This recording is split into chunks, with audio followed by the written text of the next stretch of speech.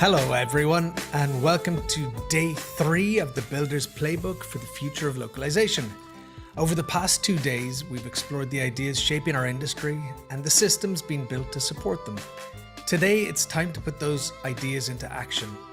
Today is all about deployment, taking innovation beyond prototype and into real-world localization workflows. We'll see how today's builders are turning experiments into scalable solutions, and we'll discover what it takes to move from concept to implementation. We'll be getting started in approximately 9 minutes.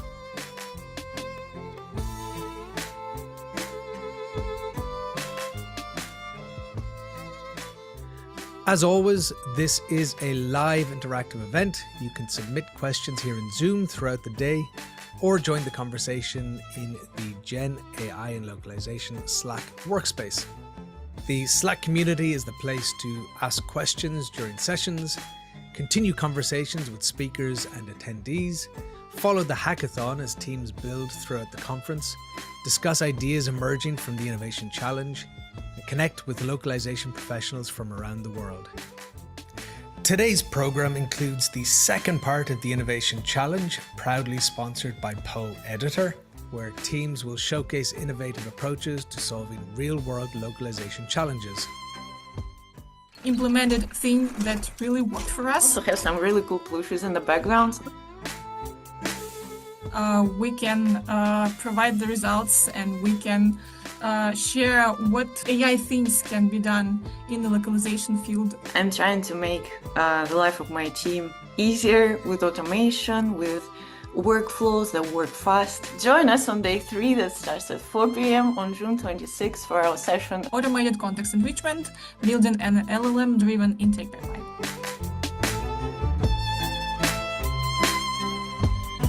Emotional support flashes that I'm gonna be like wishing all the time.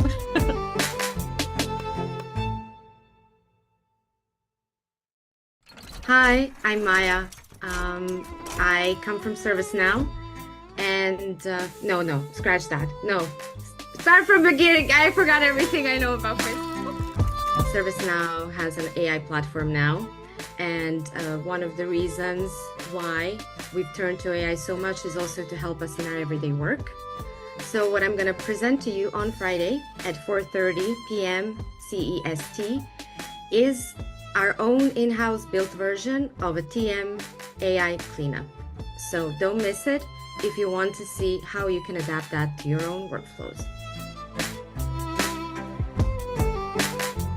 Just watch out for my stupid jokes during the presentations. I will throw them in.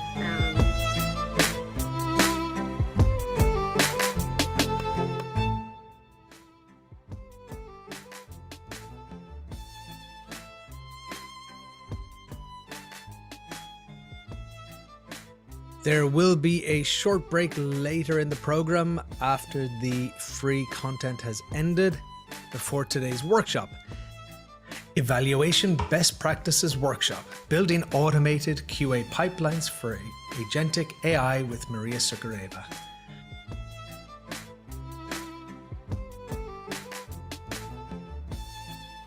Learn how AI coding agents can transform localization QA.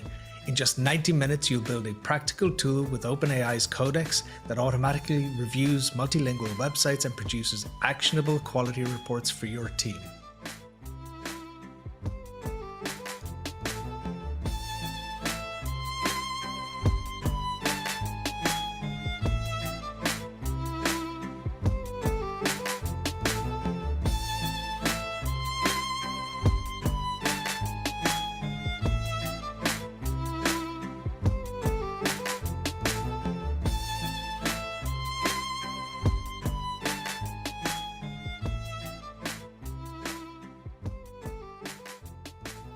If you haven't yet registered for the workshops, there's still time to do so.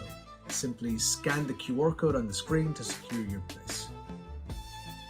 Your workshop pass gives you access to 3 practical hands-on sessions led by people who are actively building the future of localization. You'll leave with real-world insights, practical skills, and resource materials to help you apply these tools immediately in your own organization. implemented thing that really worked for us. Also have some really cool plushes in the background. We can provide the results, and we can share what AI thinks can be done in the localization field. I'm trying to make the life of my team easier with automation, with workflows that work fast. Join us on day 3 that starts at 4 p.m. on June 26 for our session Automated context enrichment, building an LLM-driven intake pipeline.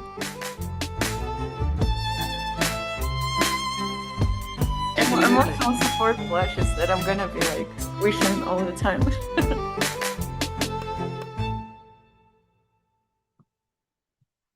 Hi, I'm Maya. I come from ServiceNow, and no, scratch that. No, start from beginning. I forgot everything I know about myself. ServiceNow has an AI platform now, and one of the reasons why we've turned to AI so much is also to help us in our everyday work. So what I'm going to present to you on Friday at 4:30 p.m. CEST is our own in-house built version of a TM AI cleanup. So don't miss it if you want to see how you can adapt that to your own workflows. Just watch out for my stupid jokes during the presentations. I will throw them in.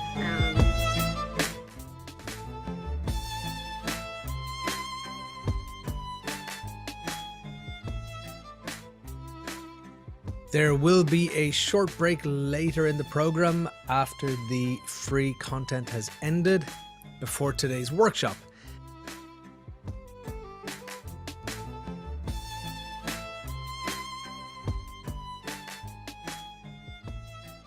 Evaluation Best Practices Workshop, Building Automated QA Pipelines for Agentic AI with Maria Sukareva.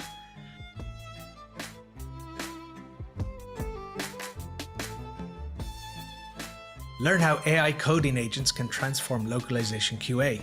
In just 90 minutes, you'll build a practical tool with OpenAI's Codex that automatically reviews multilingual websites and produces actionable quality reports for your team.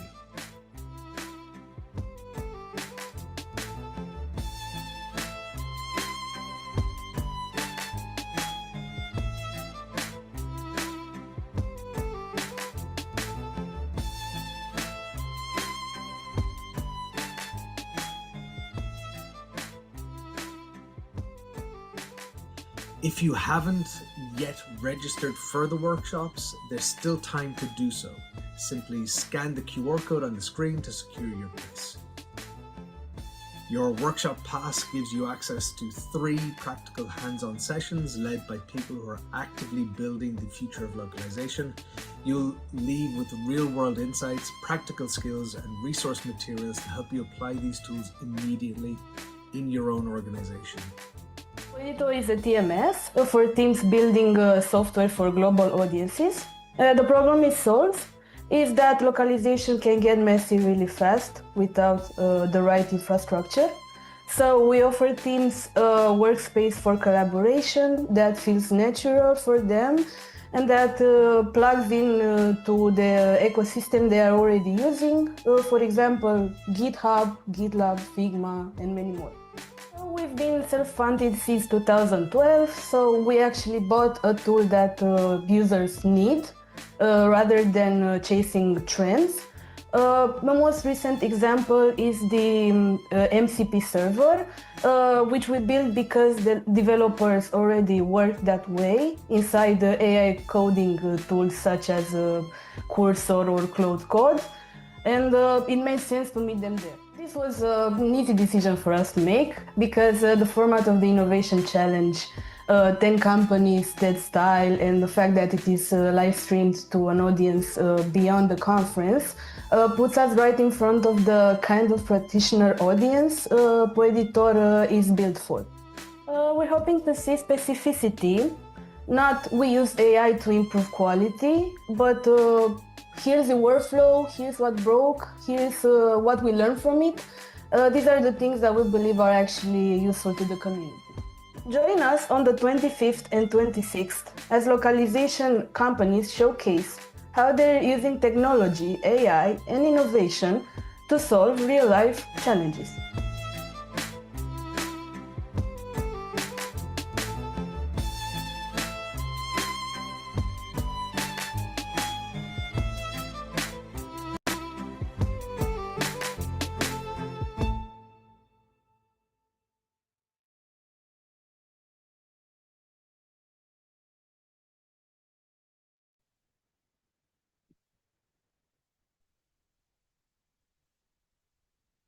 We are live. Welcome, everybody. Day 3 of our fantastic conference. Stefan, are you with us? Barely. It's early here in Texas. No problem. It's noon. It's 2 o'clock. Well, 1:30 in Lisbon. And Maria, welcome again. How is it going? Maria is Maria frozen. can hear us. Super excited to. We're just warming up. So, everybody, this is day 3 of our conference here with these fantastic co-moderators. We have YouTube. Hello, everybody. Great to see you. Good morning, good midday, good afternoon, good evening from for those from Asia. Exciting. Last day. Stefan, what is on the plate today? Well, we're going to get a bunch more innovations from Yurik and Dave. I think there's 5 more presentations, and we are doing the hackathon results today as well. So I'm particularly excited for that. Let's see who's built the most promising solution. Gary was in yesterday already to debrief us a little bit on his progress.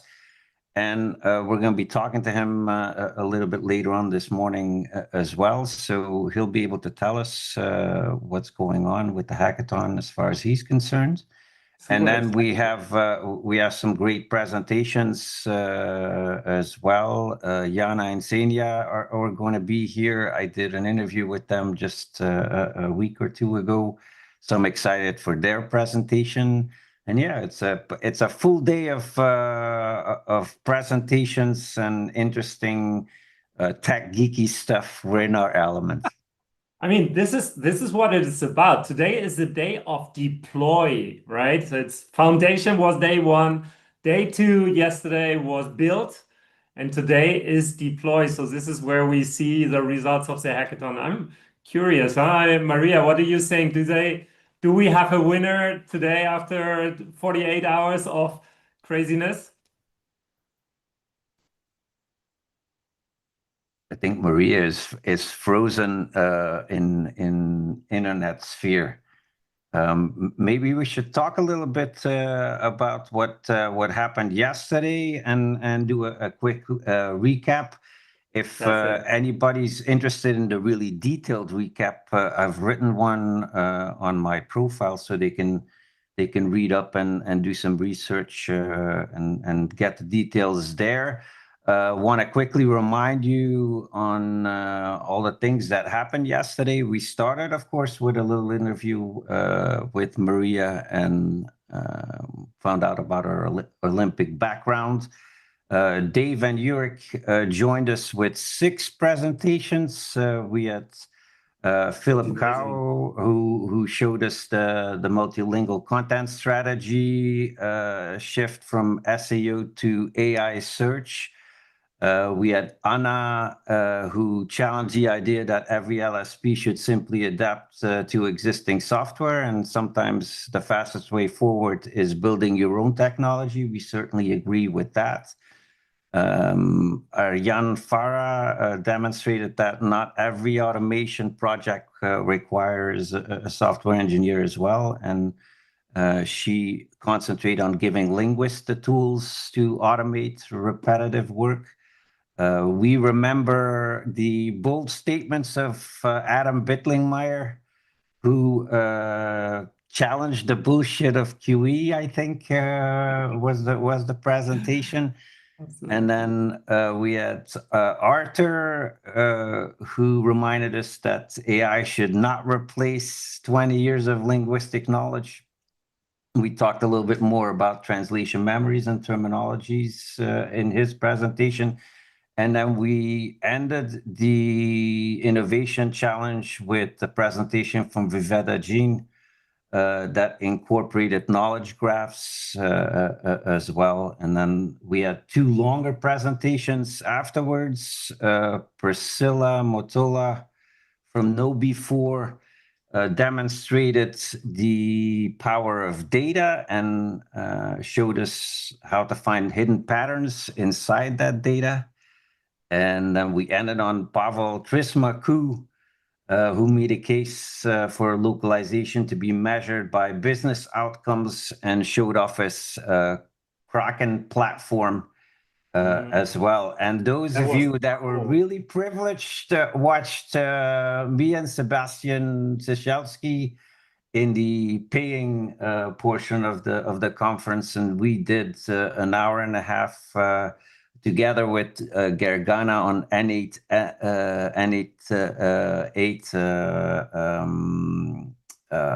implementations and development, so to speak. So that was a whole mouthful, Jan, but that was the whole program yesterday, and we're excited about the program today.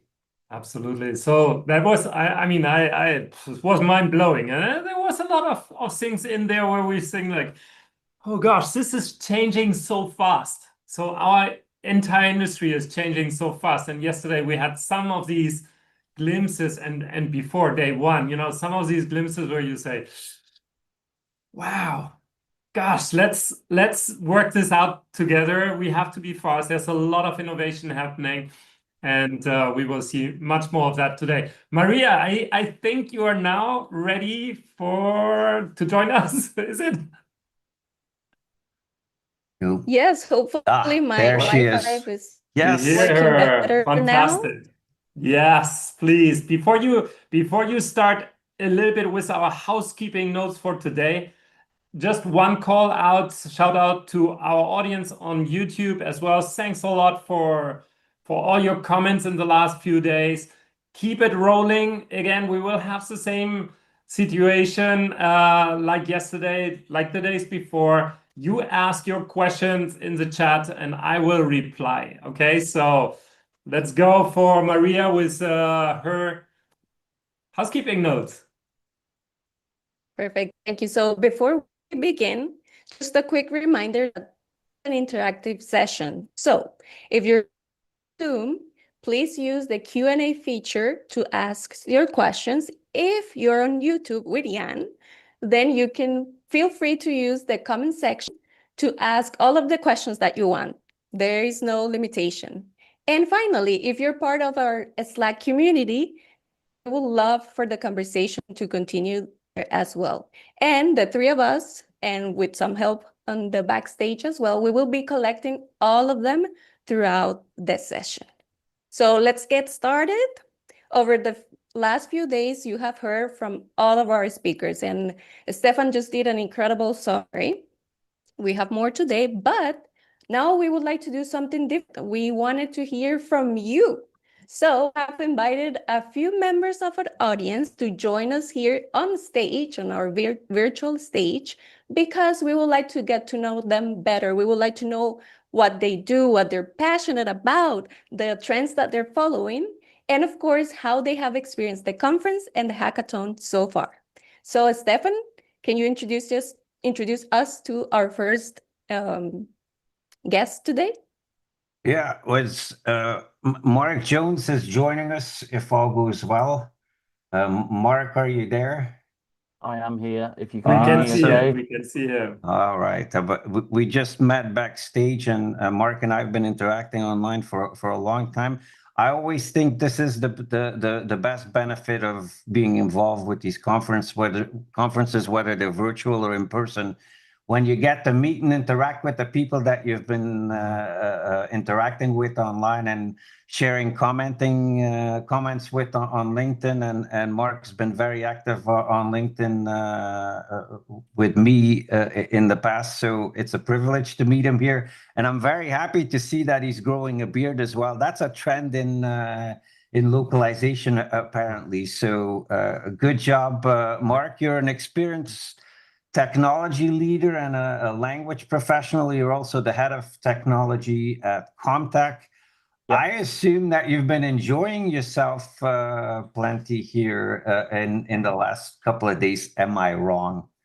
I don't think you are wrong, Stefan. No, it's been really nice to kind of see what other people are doing and building, right? Like it's the land of opportunity at the moment in terms of being able to kind of build and deploy solutions. So it's been really nice. I even enjoyed the workshop on N yesterday. It gave me lots of ideas, right? See, so yeah, no, it's been a tool that we've been using for a while, so it's nice to see how others are kind of using it too, right? Awesome. And I was going to ask you what presentation has inspired you the most so far, but maybe you're just buttering me up and you're telling me it was the N8N one. But tell me, is there another presentation that you really liked that inspired you? I think the innovation challenges has been one that's always kind of stands out. I know that other conferences have kind of started to do that, and it's been something that Dave, for example, has been doing with the team at the PIC challenge for a while, right, with Lockworld. I think it's always nice to kind of see these solutions and the things that people are doing and how it kind of makes a difference. I have a little bit of a soft spot for the presentation that Vivetta did on the knowledge graphs, because that's actually one I've been following quite closely for a while. So even when that kind of started out, so it's nice to see the knowledge graph of vectors, Mark. Knowledge graphs of vectors. Which ones do you prefer? Which one? There's lots of disagreement about that. So maybe you have an opinion about that. Put me on the spot, Stefan. We have a saying in the UK: horses for courses. So I think probably trying to find maybe vectors for certain things and knowledge graphs for others. Knowledge graphs in regulated industries, definitely. And I think probably Vivetta's presentation probably shows you the value of doing that, I think. Awesome. Jana and Maria, do you have any questions for Mark? So I have one. Go ahead, Maria. Thank you. Okay, Mark, is there anything that you have heard so far that was like your aha moment? Like, I used to think this, but now I think this other thing about AI. I don't think there's been any aha moment like that in that sense. But in the innovation challenge yesterday, Yurik asked a question to one of the presenters, and I don't remember their name, unfortunately, but it was the presentation around building a custom TMS like solution in AI workflows. And I think the comment was, well, why would I wait for the provider to do something, or try to sort of get into that situation where I can go and build something for me that fits my purpose and I can own and just kind of build in my own workflows and build it how I want it to be. I think it's always that sort of challenge with build versus buy, but in that scenario, they've built something which is, really fit for what they want to do. And I think that's quite refreshing. It's quite nice to be able to see that kind of way of thinking in terms of, right, okay, I have the opportunity to go and build something. I'm going to build something which really works for me. And it doesn't really matter what anybody else thinks. It's kind of, this works for me, and that's what I'm going to kind of do, really. That presentation I really enjoyed as well, Mark. There was always this tension between building yourself, and now with vibe coding and all this, it's also possible. But the question Dave asked, is this sustainable in time? That is where we will see in the next couple of months and years how this evolves. Absolutely.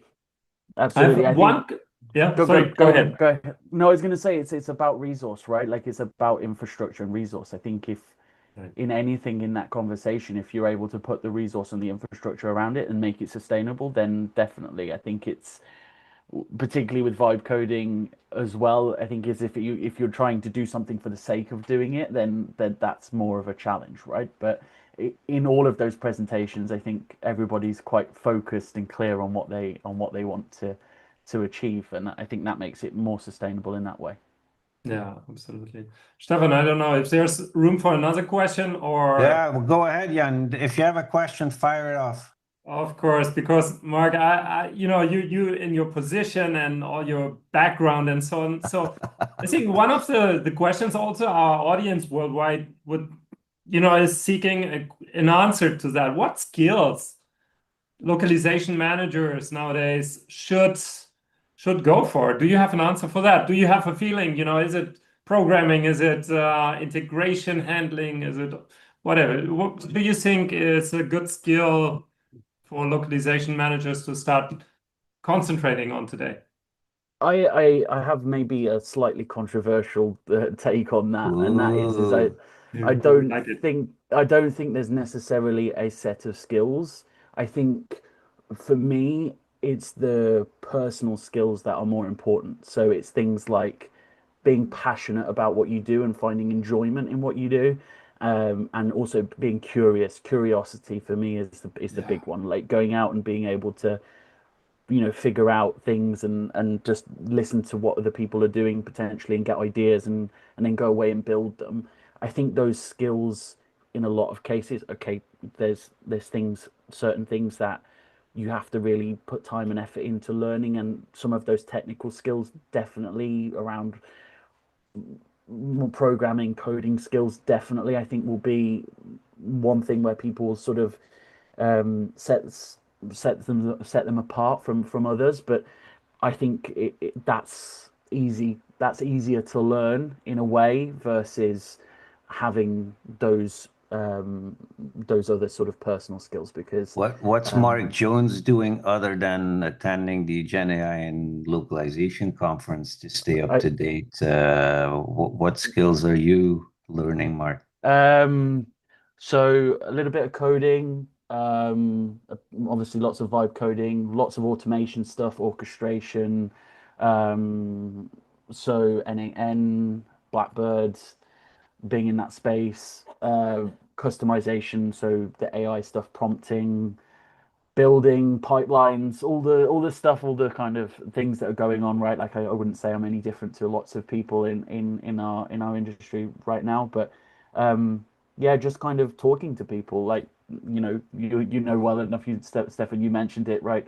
Interacting with people. We talk a lot on LinkedIn, and but being curious about what other people are doing, talking to people, having conversations, being honest and open, and accepting that in certain cases you might not see eye to eye with other people's opinions. That's why I like what Adam said yesterday, right? Like he was very open and honest about his opinion. That's his opinion. If you agree with it, then great. If you don't, you don't. That's fine. But almost from those challenging conversations, being able to bring an opinion and challenge, that's how we move forward. That's how you innovate ultimately. So one of the biggest senses that we've had, I think, over the last year is that there's this openness to building, or it was almost as if in the past you needed permission to talk to engineers or get a budget before you could even think about automation. And now there's lots of experimenting going on. And I get that sense that there's a lot of people in our audience these last 3 days that are on the same page, that are trying out new things and that are not waiting for permission to experiment anymore. Is that what you see in your organization, just the same? Yeah, I think so. It's definitely what we're seeing now. We're trying to kind of foster that idea that people can bring ideas and bring things to the table for us to look at and then build. I think what we try to do is to, and I think this is the challenge for lots of teams, is to keep ownership over that, so you don't have lots of experiments running at the same time and moving in different directions. And we put a bit of structure and focus around those things. All right. But definitely there's definitely a willingness to be more Okay. forward thinking around. We should bring in Gary as well. Gary checked in with us yesterday already for the hackathon, and Gary, you've been building away these last three days. Give us a little update on where you're at and what you're building. Hi, Stefan. Hi, everyone. We've been working on challenge number 3, which is a website reviewing tool. And the group is split up a little bit. We've kind of all gone in different directions. I think there'll be several submissions, but I've got a little demo. I'm excited to show it. It's been a lot of fun. I was thinking of adding another feature today, but then I had to make a video this morning, so I'm not too experienced with that. But it's all done. I submitted. Yeah, the video stuff would be easy for me, but it's the hacking that would be more difficult, right, Jan? Absolutely. And I'm amazed that you all guys, find the time to develop all this stuff for this conference, for this hackathon, beside your regular jobs. So I think thumbs up, huh? Seems like a lot of fun to me. I'm really enjoying it. I discovered Claude Code only a few months ago. I have done a lot of computer science over the years. I studied electrical engineering originally. My background is not in translation, and I just love it. So since you have an engineering background and you've been involved in this for a very long time, do you really feel that it's gotten a lot easier now, and you have access to things that were much more difficult in the past, or is it just a figment of our imagination, and is it still really challenging? It's stunning. It's really stunning how fast now it's possible to deploy something. With a friend back a few years ago, we wanted to build something, and it just took a long time. We hired people, then I learned to do it myself. But now that project could be built in a few days, a prototype. It's stunning. I even feel like since February that Claude Code has gotten faster and better. It might be just because I know how to prompt better after having built 8 or 10 projects since then. Yeah. And would you say that in comparison of what you were doing in the past, is your activity completely different right now? You do any manual coding? Is it all AI generated and then corrected, or what's your best practice right now? For this project, I've really just it's been all vibe coding, and I opened the code a little bit. There's a bunch of JavaScript. I could see that Claude had written prompts to send to the Claude API. But I haven't looked at any more than that. So of course, to go past a prototype, I would want to look into that. And I've discovered in the past on another project that Claude fights any effort to what's the word, to rewrite the code, to refactor the code. I feel a lot of pushback. It's like, why do you want to do that? But because I want to understand, I need to keep up to speed with what you're doing. But I've given up that constraint this time. I've been developing databases for 25 years, and there used to be a time where if I ran into a database issue, I would have to go to the user groups and scour the conversations and maybe post something and have somebody respond and then learn from another person. Nowadays, I just go to an LLM and I ask the question there, and a lot of times the answer I get is like the direct solution. I was wondering whether for people that work in coding, that's pretty much the same modus operandi. It's really moved that way. Yeah, I used to spend a lot of time on Stack Overflow looking for queries. Now I found there can be another mode of vibe coding, hybrid vibe coding, where I control the code, but I have a chat window open and ask Claude, and then I can paste code in there. It's just so easy. Claude can 95% of the time can find the answer so quickly. and then also configuring big software packages, like installing different Python packages on the machine. In the past, they could just take so much effort, but it's so much faster. That's why really I had given up on coding. But since February, I thought, wow, I can go back, open all those old checklists with projects and start to try to do them. It's great. It's an amazing time. Gary, we look forward to seeing you in the hackathon in a little bit. We have one more audience member that we want to quickly call on stage and get some feedback from. Maria, who do you have on deck? Thank you, Stefan. We have Mihai. I'm not sure if I'm going to pronounce the last name correctly. Mitablinda. Please correct me if I'm wrong. Welcome. Hello, everyone. Did I pronounce it correctly? Yeah, it's close enough. It means kitty cat, translated from Romanian. Oh, So it's interesting surname. Are you in Romania right now? No, I'm from Moldova, actually. The office from there. Perfect. Thank you for joining us. Maybe if you can let us know a little bit, we have been talking about all of the different skills that not only our speakers have, but also our audience members. So I think it's super exciting for us as the moderators, but also for everyone watching us right now on YouTube, Slack, on Zoom. What would you say are the skills that you have been able to use the most during the last 3 days while learning from all of our presentations? Yeah, so curiosity is always like my #1 skills, as always have been. Got me a lot of success in my career, I think, and a lot of troubles as well, because I don't know, sometimes you have to like step a bit further than your team leaders or something like this. So attending to this conference, I could see that other people sort of doing the same, and I understood like it sort of helped me calibrate and connect a bit with everyone. So I know that I'm not very behind or not very far away. So that's a great thing to do. I mean, to calibrate and to be curious. That's why we are all here, right? Yeah, hopefully. Absolutely. No, it's wonderful. And I think this is what you just mentioned is one of the purposes Konstantin pushed it with this conference to, bring us all together again and to have this constant check in what's happening outside and what's happening, in our minds, because right now it needs this calibration. Love the expression.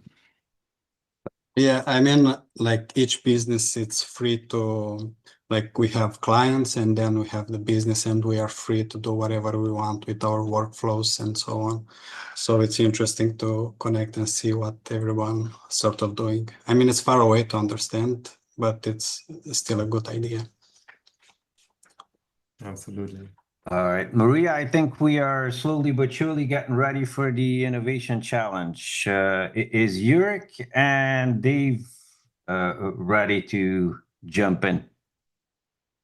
We can first, before we go into the Innovation Challenge, thank our amazing audience members for joining us today. Yes, an applause for them. And thank you for sharing your expertise and what you're building and working on right now. It was a pleasure. Absolutely. All right. We should probably have a quick word about our sponsor, PO Editor, as well, and thank them. They're offering a 25% discount automatically for conference attendees who register as new users. So go check PO Editor out online. Maybe we can put the link in the chat and make it easy for people. And Yurik and Dave, glad you're alive and well this afternoon in Europe. Yurik, you're getting ready for Belgium to play later on today. Root them on from me. Yes. We're crossing our fingers. This is a must-win game for us. How's Ireland doing, Dave? Doing grand at home. They're waiting for the next one for the next one with Italy as well. I think. Yeah, exactly. We decided to let everyone else have a chance. Listen, So maybe we're lucky. Maybe we're lucky there's not a fourth day of conference tomorrow, because it could very well be that me and Yurik will ever hang low by tomorrow as well. So we shouldn't beat our 100%. horn too loud. Anyway, I'm handing it over to you guys. What do we have coming? I think there's 5 presentations today, right? Why don't you tell us? That's right. Thank you very much, Stefan. Welcome, everybody, to the second round of the GenAI in Localization Innovation Challenge. We're going to follow the same recipe as yesterday. So you can expect innovations across different disciplines. Today, I think we have lined up for you audiovisual, we have terminology, we have TMS, we have automated post-editing, we have quality, so lots of good stuff.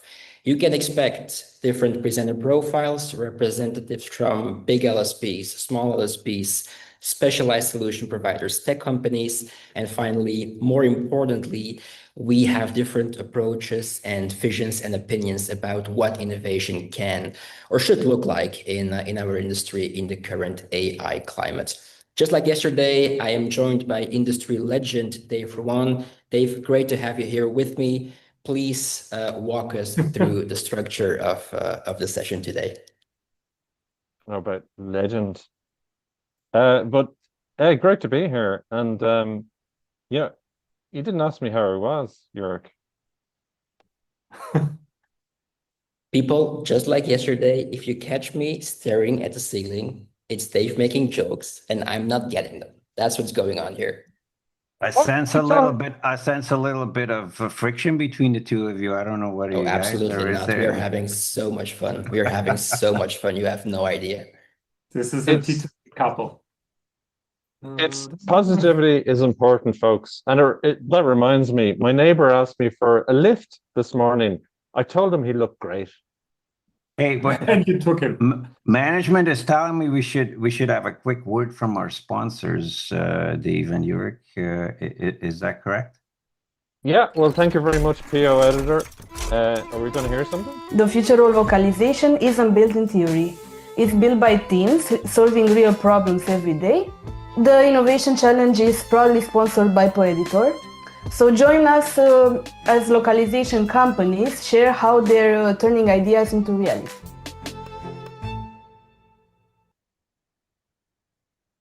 Wonderful. Short and sweet. So innovators are going to join us now. They'll have 4 minutes to pitch. We'll speak to them for another 4 or 5 minutes. If you've got a question, you can shoot it in the channel. We'll try and bring it into the conversation. We're going to go quick as usual. Yeah, let's get things moving. So, hey, Yurik, we did have a poll yesterday, didn't we? And you're showing it there. And this is really just to kind of gauge this isn't a competition. So from yesterday's innovations, we asked people, do any of those innovations resonate with you? So Anna had a kind of a really interesting take on, hey, I'm not going anywhere near existing technologies, right? I'm going to build my own. And she did, right? Absolutely. What I took away from Anna's session was like, I don't care what tech companies are doing. I'm solving my own problems and I'm having lots of fun while doing so. So that was a very strong statement. Yeah, and then we had Ariana, and she was talking about this kind of idea of having a framework where you could build code without having the expertise to do it, and vibing and Python, and she had linguists doing stuff they probably didn't think they could do. What do you think of that one? Yeah, I loved it. What I loved about it is that she emphasized that it's not about the use case that she was building, TM helpers, generators. It was more about the harness and the framework around the AI models, which was also brought up by Jorge from Phrase, by the way, in the keynote. So we are seeing confirmation across presentations, which is always good.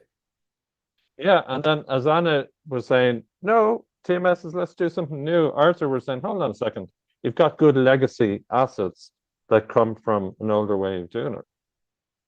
A strong statement. The future of TMS is grounded in history, heavily relying on translation memory matches and term-based entries. Very strong statement, especially when people are claiming that TMs are getting obsolete. Very nice presentation. And Vivetta, as usual, really showed us, you know, the data, the research, the depth behind what she was saying about fluency being not the same as correct. Exactly. Knowledge graph mediated translation. Knowledge graphs, I think it's unknown territory for many people in the industry, but it definitely generates interest, which we're seeing in the results from the poll. And Adam, who's built out a kind of his own space in some ways, some would say, at least, debunked a number of myths about quality estimation. Absolutely. Pioneer in the space of quality estimation. I wasn't following the chat, but I noticed that it was exploding when Adam was presenting, so that must mean something. And we expect more of that today, right? And then what do you think of Philippe's pitch yesterday? Very strong way of tackling e-commerce content creation. The only presenter to really focus on multilingual content creation. He did a very good job. It was a very nice addition to the Innovation Challenge. Excellent. Well, that's yesterday. We're here today. At least we should be, right? What day is today? So let's get things moving on. And first up is going to be who, Jörg? Absolutely. I would like to call Ligia to the stage. Ligia, I really hope I'm pronouncing your name properly. You told me how to pronounce it. I'm trying my very best in proper Portuguese. You are representing the audiovisual localization space for us. Whenever you are ready, the floor is yours. Okay, we can get started. Hi, everyone. I'm Ligia Sobral Fragano, founder and CEO of Avalon. We talk a lot about AI transcription and post-editing, right? But in audiovisual localization, we almost never talk about segmentation. And that's the gap Avalon was built to close. Next slide. Thank you.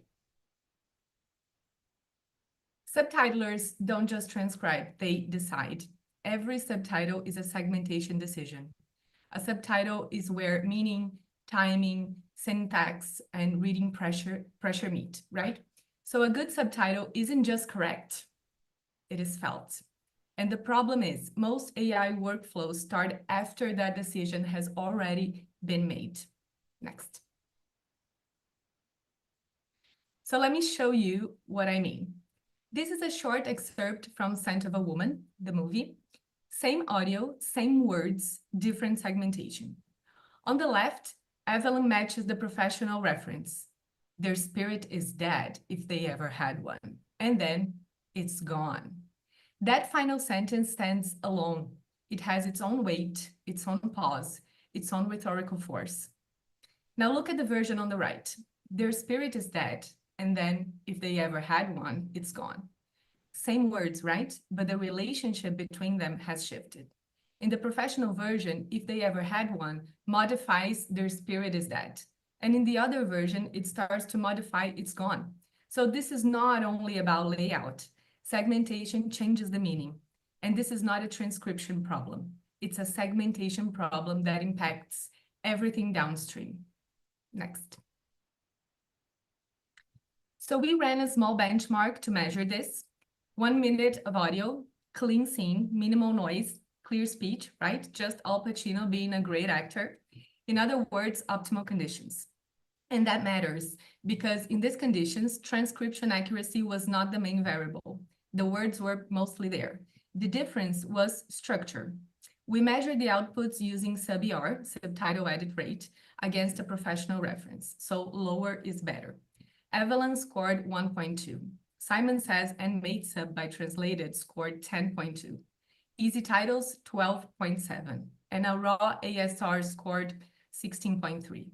So in this benchmark, Avalon had an 8 times lower sub-ER. That's a lot. Of course, this is not a broad statistical claim yet. A larger study is part of my ongoing master's research, but the signal here is clear. When the words are mostly correct, the remaining quality gap is segmentation. And in real production, that gap becomes very expensive. Next. So the difference is not automation, it's architecture. Avalon was built from professional subtitle practice translated into system design. The system handles linguistic and timing constraints together, right? Before any work on the file begins. That is the shift left move we are proposing. Segmentation is not treated as something to clean up later. It is treated as infrastructure. So the translator receives subtitle-ready units, not a segmentation problem disguised as a translation task, right? An actual translation task. Professional subtitles and companies who know what a bad segmentation costs will use Avalon for sure. Next.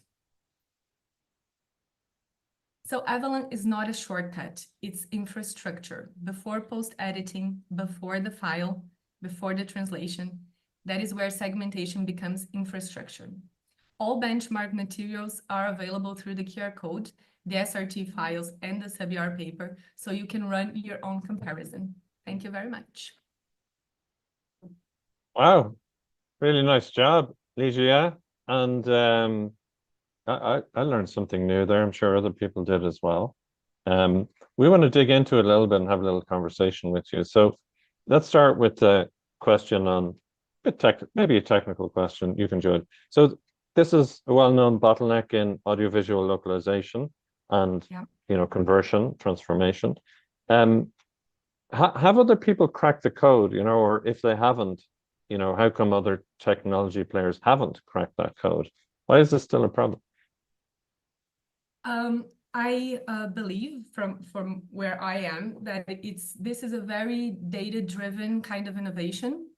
So it's decades of state-of-the-art subtitles being produced in-house that AI has made possible as a system.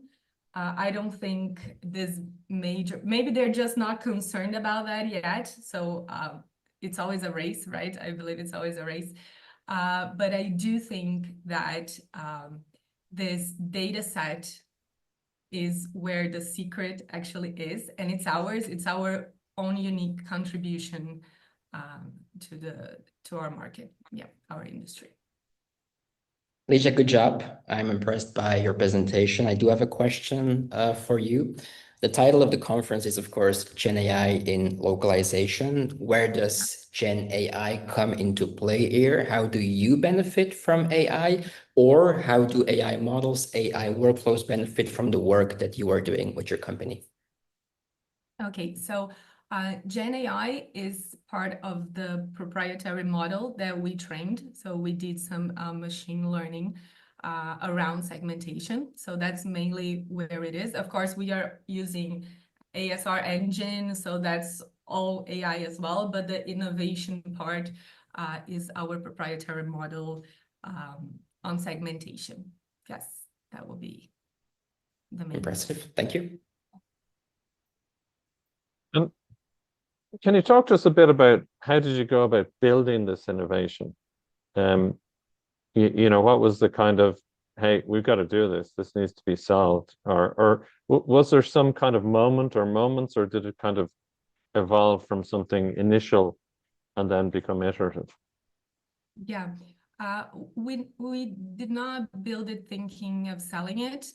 We built it internally at Little Brown Mouse, which is our AVT company. We've always been very connected to innovation and automations, and we used automatic transcription, but it was not very good. And then when GenAI, became a thing, we were already testing it, and we were like, oh, okay, this is different. Now we have much better results. And we started using this very good transcription, but in production inside the company, it wasn't as useful because the formatting was so bad, and we spent a lot of time correcting that. So yeah, then we got to studying AI and started building this segmentation model. Yep.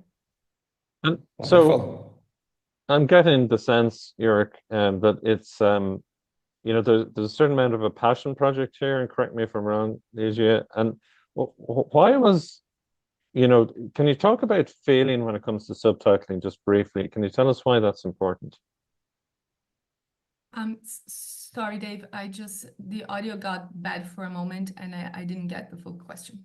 Yeah, sure. So when you say, there has to be the right feeling for getting subtitling right. Can you explain that a little bit more? The right feeling. Yeah. Yeah, I think let's just focus on, the example that I brought, because I think that's going to be easier. It's what I said. It's not a correctness problem. The words are all there. They're the same words. But unfortunately, we don't have the time here to actually watch the scene. That would have made a lot of difference to the argument. But, well, it's AVT, right? So, yeah, when Al Pacino says the sentence, it's gone. It's very much a unit. It stands alone, and that has a lot of dramatic weight. So when you just put it together with the sentence that comes before that, that's just it really changes like the weight of the scene. And that has to do with segmentation and punctuation. You would have thought that this is something very human that machines would never understand how to do.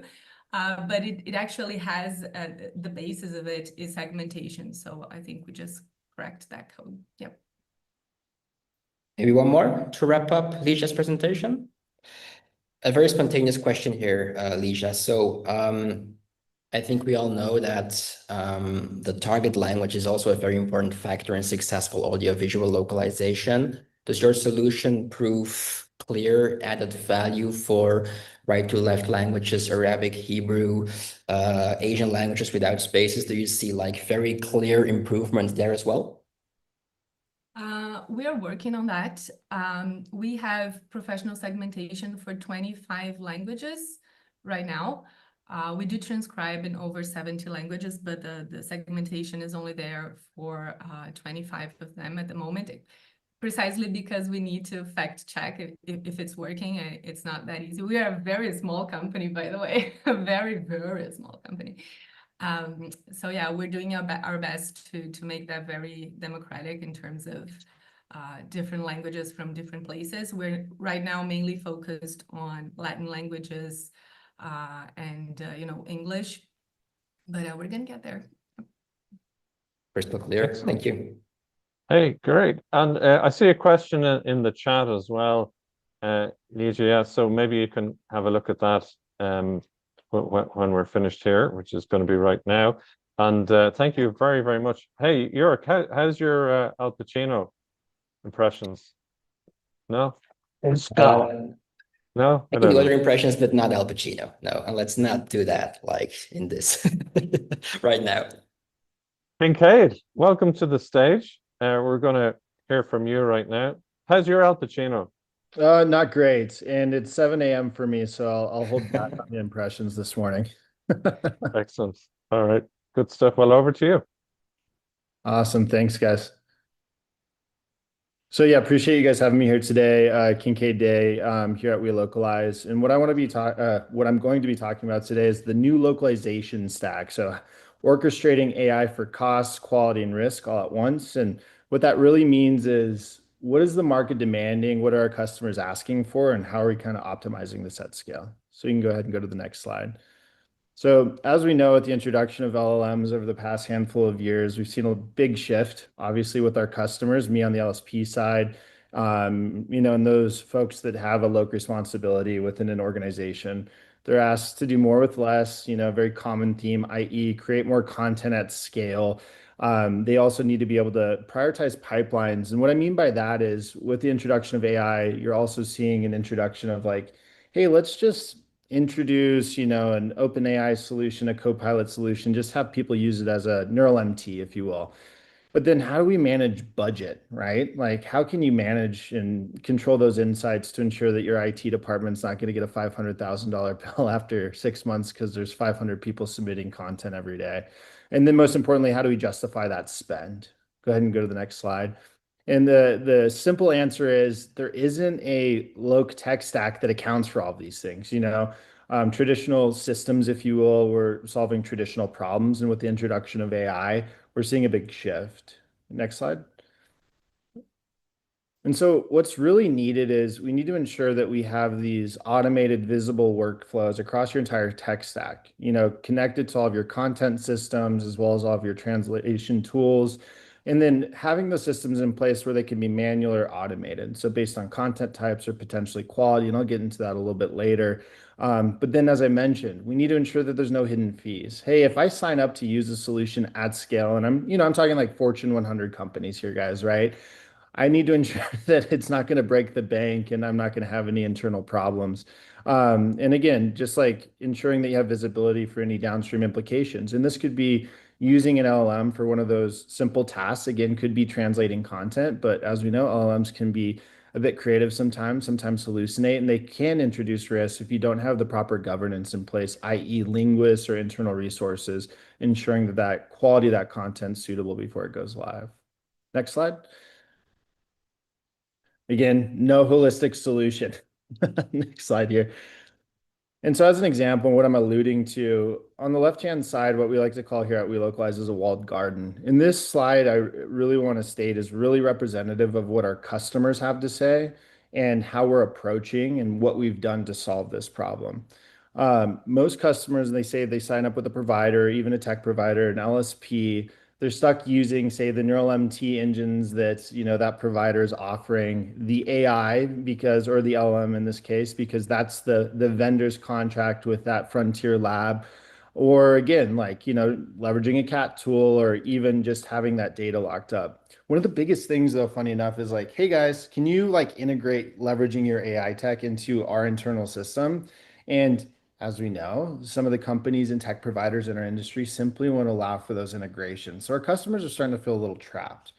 So the ideal approach from our perspective, and again, reinforced by what our customers have to say, is allowing this open architecture system to allow AI to connect to your individual content hubs, your tech stack, if you will, being able to capture data within the localization process in a really specific way. Because a lot of AI these days relies on reinforcement learning. That's the practice, if you will, of the linguist makes an edit. Why did they make the edit? And can I leverage that data to improve our LLM-based systems at scale?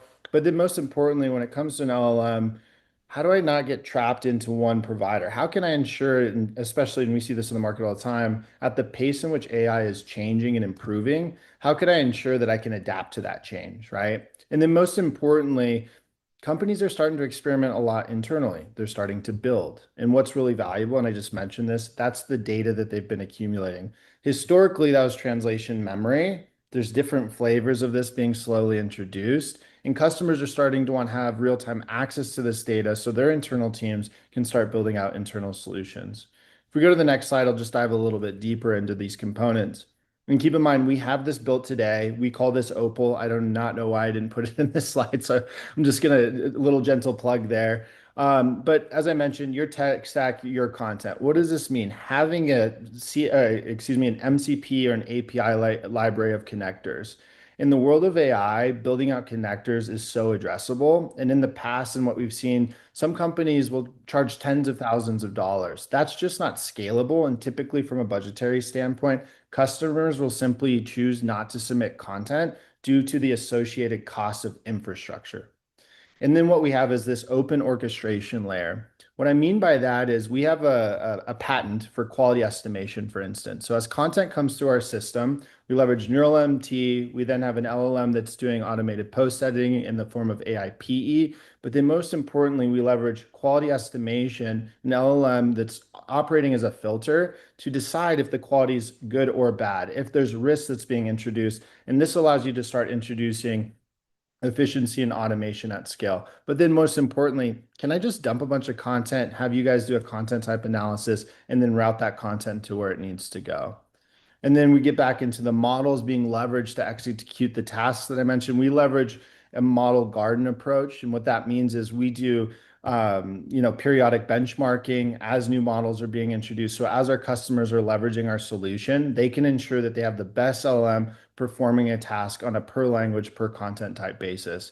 The benefit of that as well is we have customers that say, hey, we do have an exclusive agreement with this frontier lab. Can we only leverage those LLMs? Not a problem, right? So in other words, what we're looking at is flexibility and freedom to accommodate all of our customer needs, but also ensure performance. And then last but not least, how do we make that data available? So as their teams are leveraging internal reg infrastructure, especially with the introduction of, say, content generation, which is a little new to our industry, if you will. They want to leverage this best in industry approach of being able to get the same insights we're leveraging for localization when they're going, a little bit farther, I guess you could say upstream, to start generating content in those markets. So again, this is really important.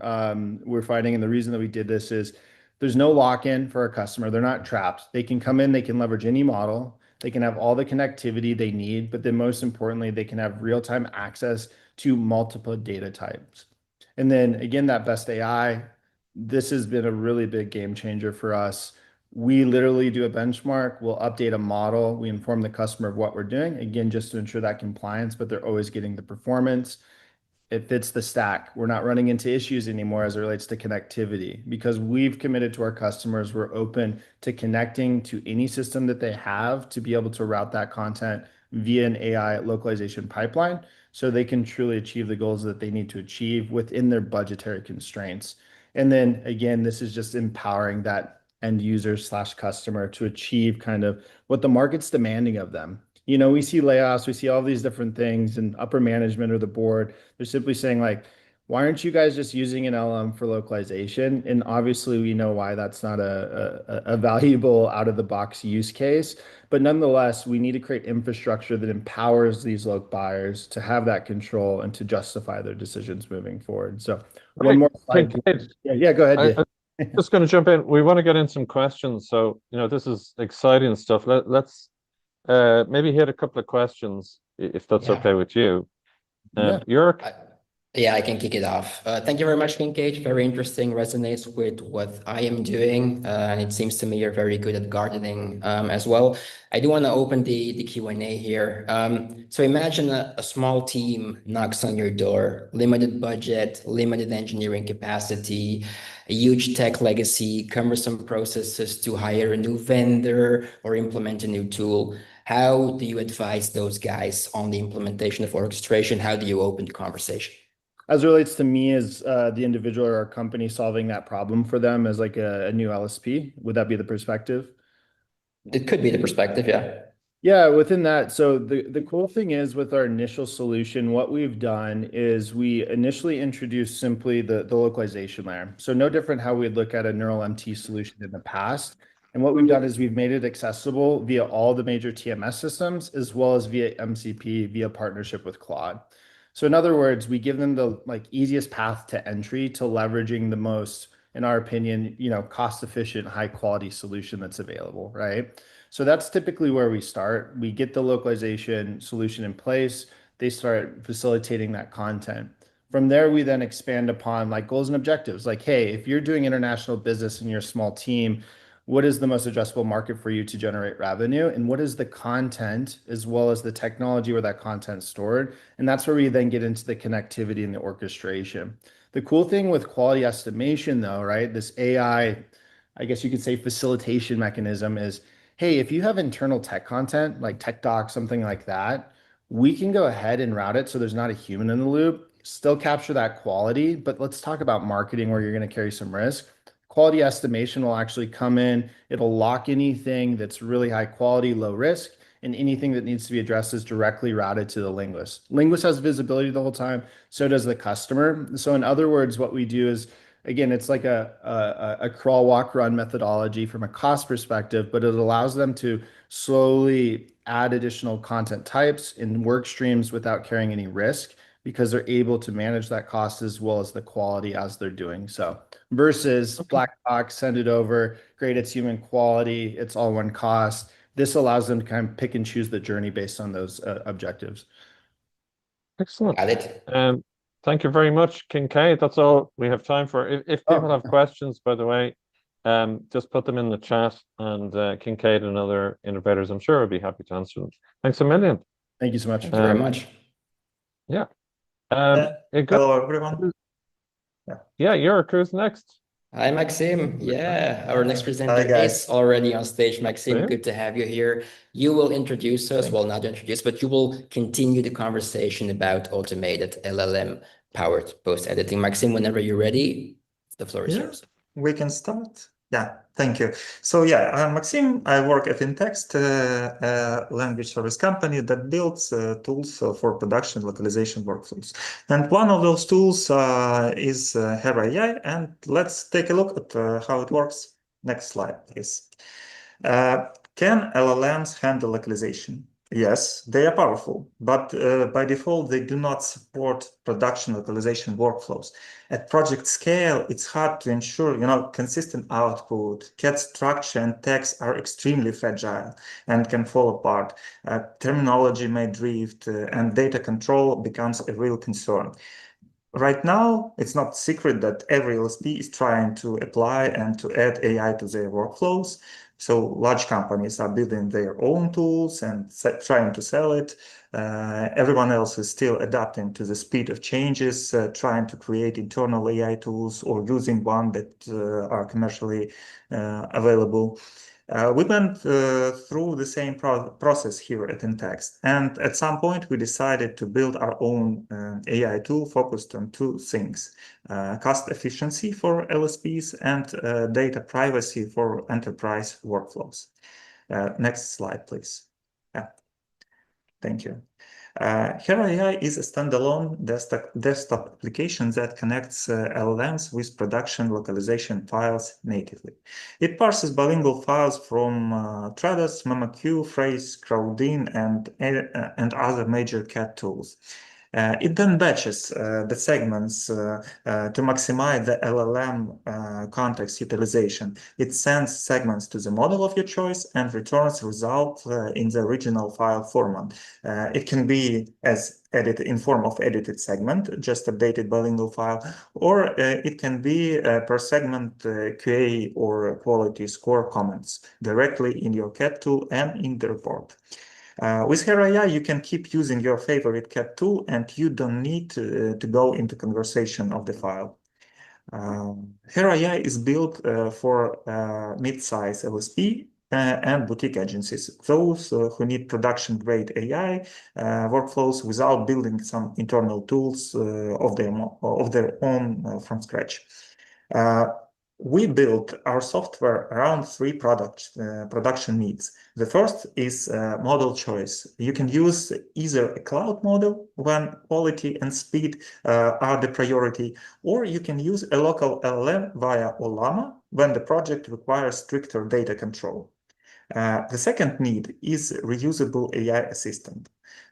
You can create separate assistant for specific tasks, for example, for NTP, QE, quality estimation, terminology check, whatever, you name it. And you can tailor any of this assistant to your specific need, subject area, and anything you like. So the same assistant can be used across many language pair. So it's not language bound and you don't need to rebuild it for each new language. And the third need is context awareness. Hera AI does not process segments in isolation. It works with surrounding segments, glossaries, translation memories, client instructions. So the output takes into account actual project requirement and not just generic AI text. Next slide, please. Data privacy is one actually of the main reasons we added local LLM support to Hera AI via Ollama. When you use a local model, your files never leave your environment. There are no external API calls and there is no in-text server processing anything as part of the workflow. So no intermediate, just you and your files, and they never go somewhere else outside your environment. Hera AI makes AI-assisted MTP viable for regulated areas, industries such as legal, financial, sometimes healthcare, and those areas are not fit for using cloud API, and they may not be an option to do so for those industries. Thanks. The next slide, please. As for the results, in the workflows we evaluated, around 90% of Hera AI output was retained after human review. We also observed an increase in review speed from around 450 to 700 words per hour. Actually, there is a mistake, editor was made a mistake on the slide. The 55% figure here refers to speed increase. And in terms of actual post-editing time, this corresponds to roughly 35% of less post-editing time. And based on our production costing, we also saw around 30% decrease in costs compared to traditional MTP. However, those are not universal benchmarks. Results may vary depending on language pair, domain, MT engine, your prompt, of course. Yeah, so don't take my word for it. You can try to do your benchmarks on your own. Next slide, please. Hera AI is how we make LLM-based post-editing usable in real CAD production. It's structured, it's configurable, and flexible enough for both cloud and local workflows. We built Hera AI as LSP, and we've tested it on our own projects, and we are using it on a daily basis. So that is how we know that Hera AI can deliver quality, cuts costs, and scales. If you're interested, just scan the QR code, try Hera AI, and share your feedback. I will be extremely grateful for any feedback. Thank you. That's it. Thanks, Maxime. Yeah, nice job. We have some time for questions. Just so the production results, I'm jumping straight there, right? Looked impressive. I have a couple of questions. You can just give me quick answers if you have them. So how are you measuring quality, and who's doing the measuring? In terms of quality, our linguists, we measure editing distance from, well, between the versions of the text. Okay. And do you have any kind of independent validation, or is the, is it graded in its own homework, so to speak? Yeah, only internal tests for now. So yeah, we haven't transferred it to any external validator who could do tests on their own. So it's our internal assessments. Excellent. Thank you, Maxime. I have a more technical question for you. So you deployed your solution as a desktop tool, which expects physical files. Is that often perceived as a turnoff? Are people sometimes like, oh, amazing, but it would be great if you enabled it as an API endpoint, which I can then integrate in my end-to-end workflows? Do you get that feedback sometimes? Yeah, you just aimed at the bullseye right here, because yeah, actually that's the question we sometimes hear. And yeah, our program currently works only in offline mode, so no integration right there. And some of our clients indeed want the integration, but it's also a benefit because while staying locally without having any servers and integration, we can make sure that no data transfers is available, and yeah, the program is completely closed. So yeah, for future updates, we consider expanding this our workflows so that API integration for Hera will be available. Yeah. Understood. Yeah, I have one other question. So did I understand well that you can use this, in the local LLM versus a cloud-based one? That's an option, is it? Or people can just work you can choose one. Well, initially we started from utilizing only OpenAI, like a cloud-based LLM to maintain all this process. But then we've added support of Llama, which in itself it can be it can act as a connector for many local models. So there are really a volume of models to be chosen from. And how many people use local versus cloud? Just roughly, is there a percentage you can give? Well, most of our customers, they use it as a cloud service. So they prefer speed and quality because, well, local LLMs, they are not as good as, of course, those huge cloud services. But some of our clients, and we too, who are limited for some purposes and for some projects, this NDAs with clients when no data may leave our servers, then yes, we use these local models. But I would say mostly cloud-based services are required for using Hera. Yes. So you're providing optionality for things like security management, risk mitigation, things like that. No, that's great. And you know, you're giving us a return to vinyl in some ways, Maxime. That's always a nice innovation to Thank see. you. Can I have just a small comment for Jurek? I wanted to express my gratitude for his first presentation during first conference, because he made us really confident of using JSON as intermediate file format for transferring data. Well, that was important point in developing her AI. So yeah, Jurek, thank you. Well, thank you very much. I appreciate that. That's very kind of you, Maxime. Thank you. Thanks. Hey, brilliant. Great stuff, Maxime. Thanks a million. Really nice job done there. And hey, Diego, you've been active on chats and commentary, and you're up next. So the stage is yours. Thank you very much. Thank you, everybody. So what I want to show you today is a tool that we built in-house recently to solve a problem that was invisible to one of our customers. It's basically a desktop application that reads documents that you already have and extracts terminology. And it's something that we developed specifically for one of our customers. So that's how it stands now, and we're going to improve it, of course. It's a desktop tool, and in my short pitch, I will guide you through 4 things. The problem that we're trying to solve, the tool itself, it's not a demo, but I'll show you some screens, and how it works and what it produces. So the starting point was very ordinary frustration. So building terminology is often time-consuming, is slow. Translators and linguists and project managers will spend ages on that. And it's not even reliable, because terminology extraction by hand is subjective in a way.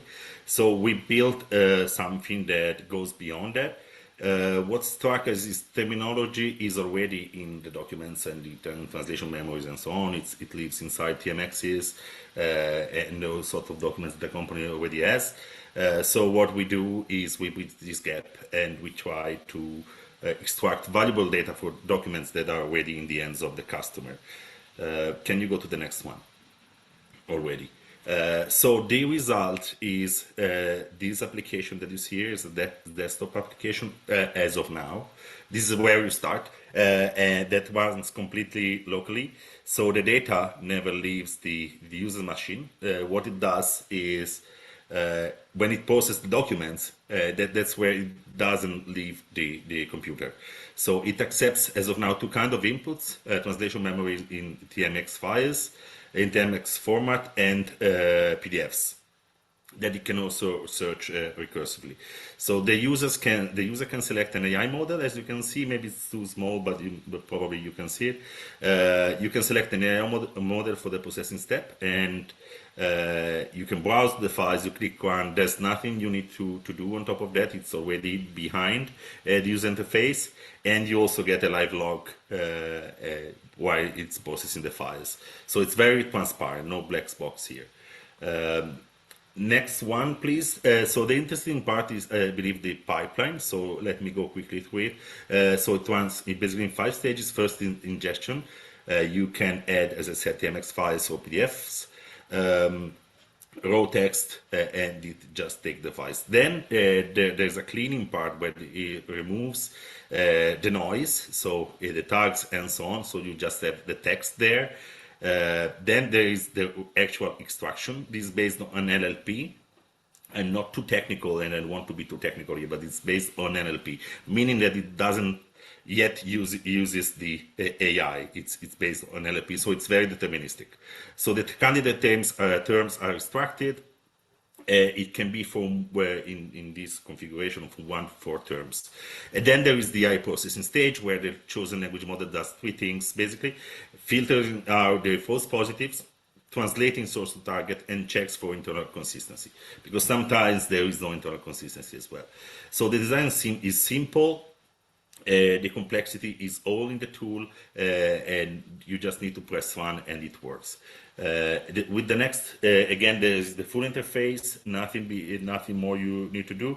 You set the mode, so the format of the source files, and you click browse and you run, and it does work. It's really easy on purpose. First, because for now it's for our project managers, but also if we give it to customers, then it needs to be easy as well. And in the next one, you will see the output which is what comes out of the application is an Excel glossary, basically a source to target term list, sorted alphabetically as well.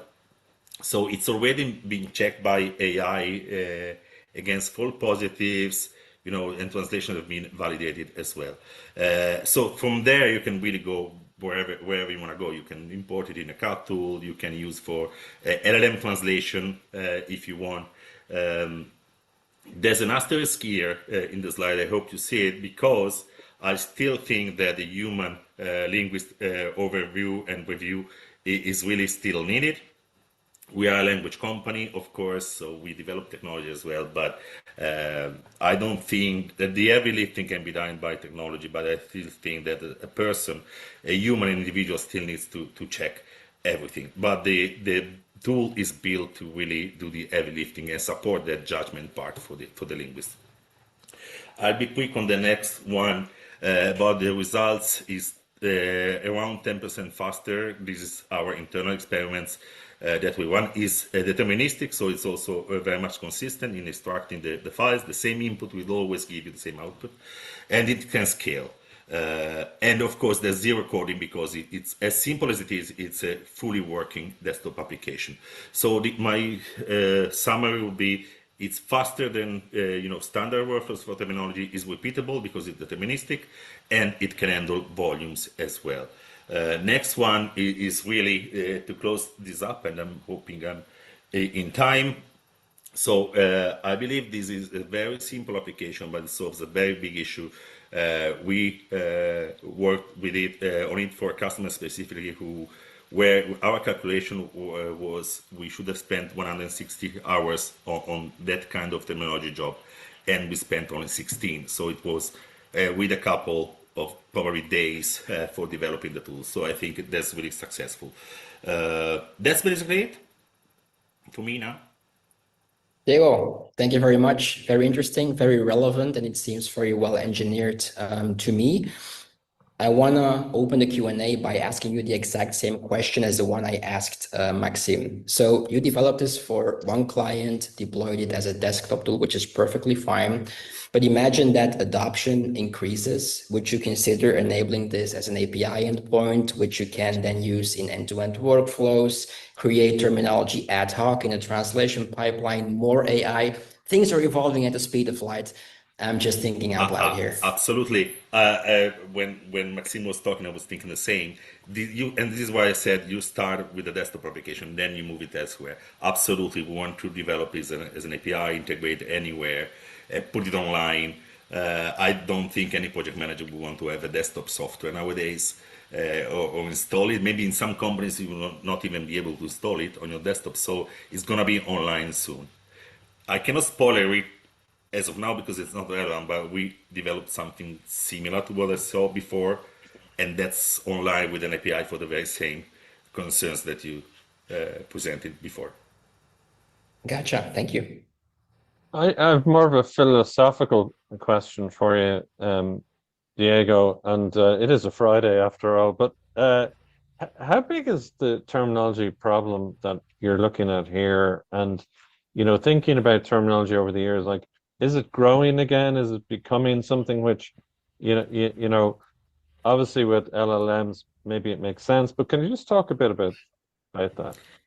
Well, I never thought that terminology was important till a couple of years ago. But with AI, I think it's getting more and more important.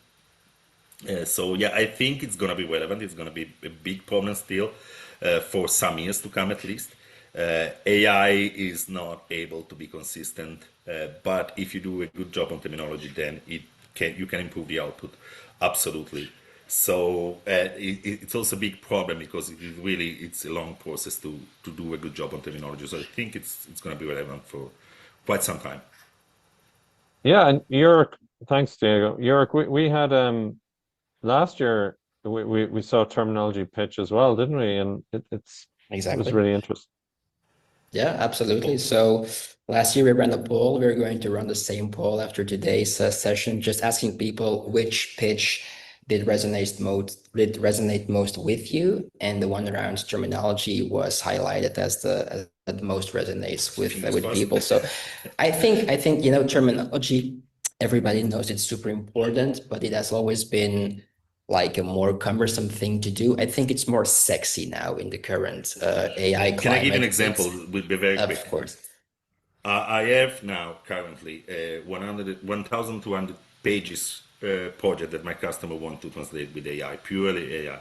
No, not even human check. What we are adding on top of that before AI does the translation is we adding terminology work so that AI does a better job.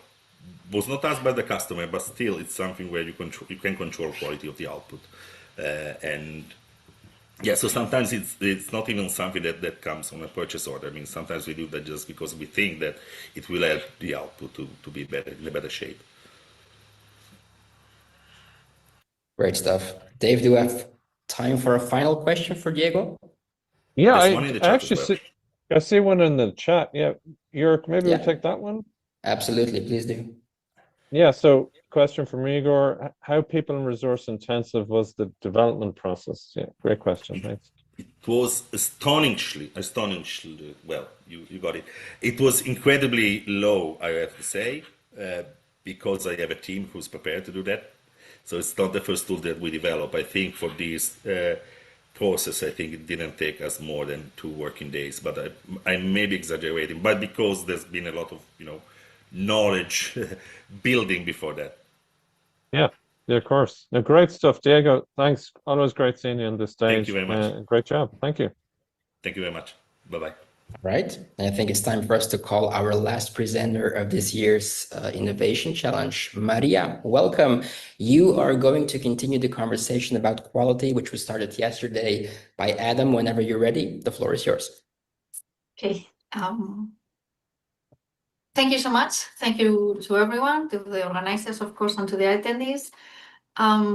Maybe we can move to the next. What we are going to be talking now is about what means quality today. Okay. The first conference I attended on the translation industry, we had an Italian guy, I don't remember the name, sorry about that, but he was asking all over the tables, getting closer to the attendees and asking, what is quality? And the answer, no one answered what he actually was thinking it was quality and how he was defining it. Quality is customer satisfaction. Now, what is happening now is that quality is moving to perfection to fit to purpose, good enough to fit to purpose. And that actually means a lot of changes in terms of how we approach the meaning or what we are actually doing with how we are evaluating quality and how we approach the full process about quality. So context, risk, workflows, stakeholders, all needs to be taken into consideration when we are defining quality, because it's no longer about the test itself, it's about how we take decisions. We can maybe move to the next one.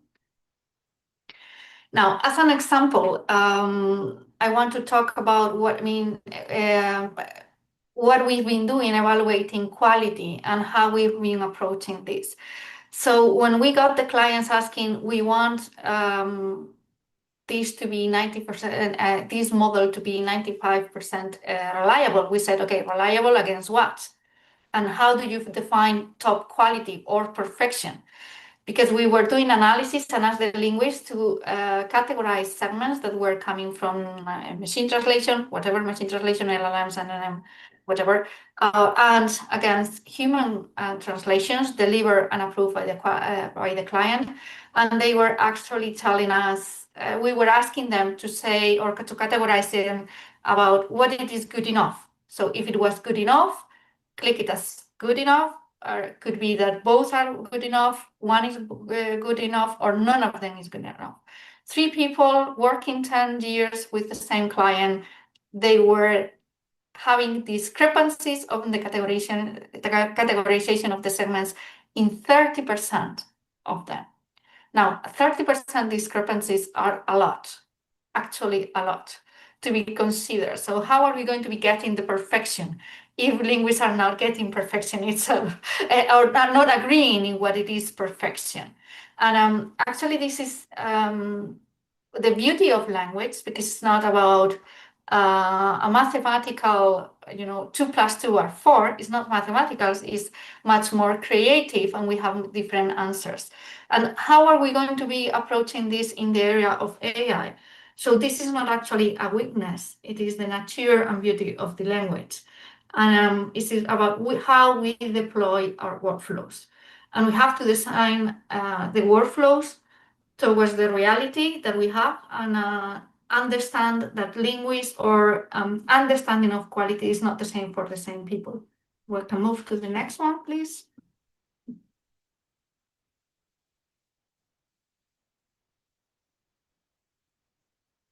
Okay, thank you.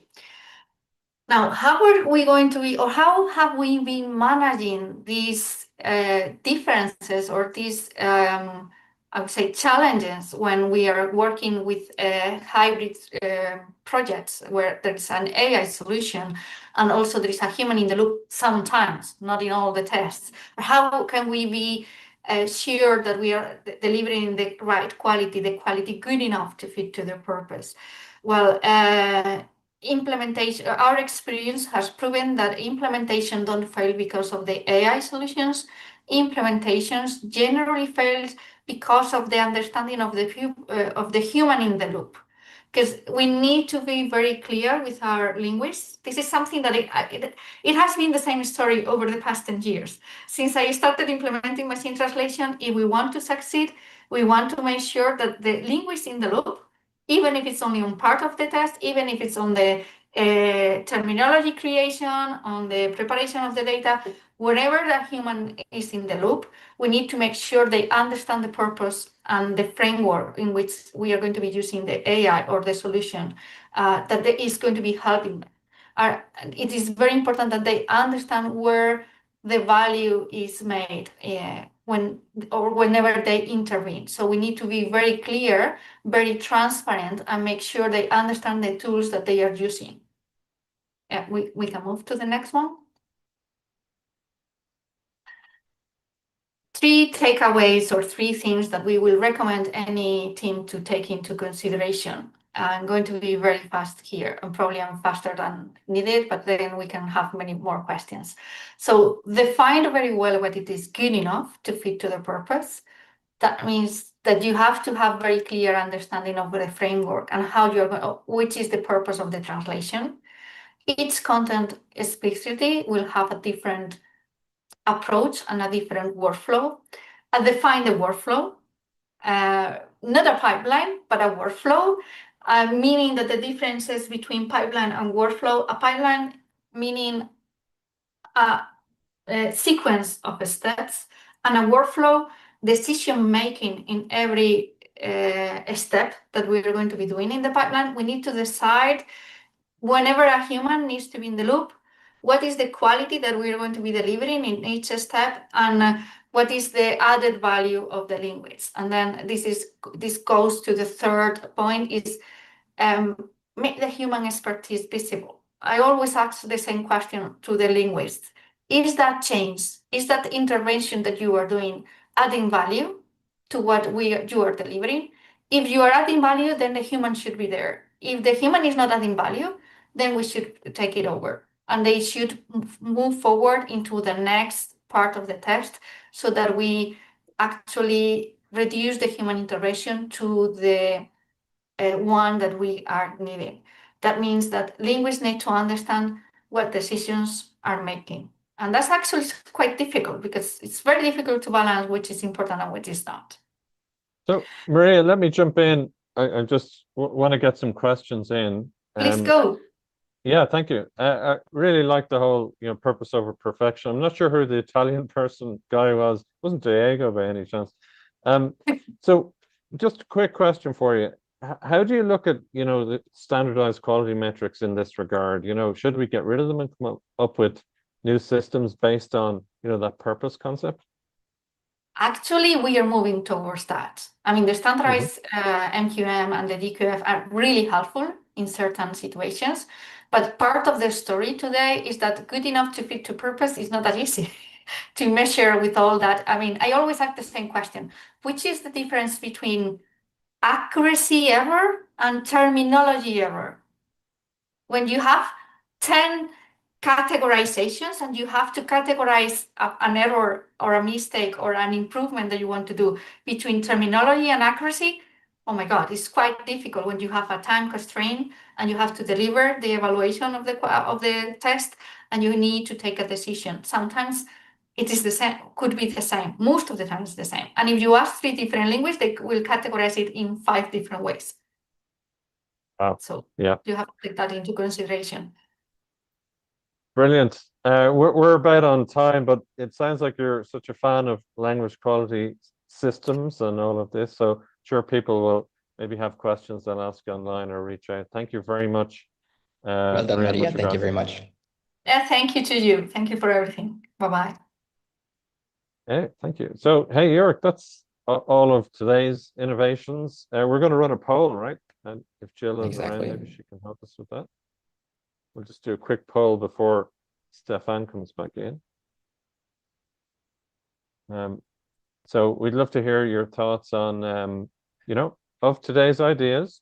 Maybe you like terminology, maybe you're into quality. Absolutely fine. We all choose our hobby, sport, interest, right, Jörg? This is going well. Votes are coming in. Purpose over perfection.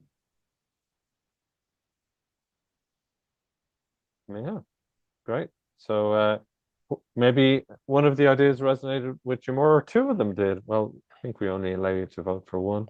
Yeah. But yeah, thank you very much for doing that. And we'll leave that open so you can, get your answers in. Second question there. Which of those could change things? So slightly different perspective on that. So that's us with the innovation challenge. And Stefan, who's jumping in again? We're here. We're attentively watching all the sessions. It's a lot to take in like this in just a couple of minutes, back to back to back to back. It's becoming a bit of a blur with my old brain. I have to admit. Jana, how are you doing? Are you keeping everything apart? Yeah. I'm like with you, it's Friday and it's so much information, but really, Jurek and Dave, you're like our superstars, a master chef, the jury of the Shark Tank. Love it. I think this is a format we need to see way more often, to see the builders, to see what's going on. Diego, I loved it. This is like we are showing the energy that is in our industry, and they deserve airtime like you did. I actually have a question, Jan, for Jurek and Dave. Is there a big repository with all the innovation challenge participations over the years that you have? It'd be interesting, I think, if you had you could almost write a book with that, I think, with hundreds of different solutions that have come up over the years.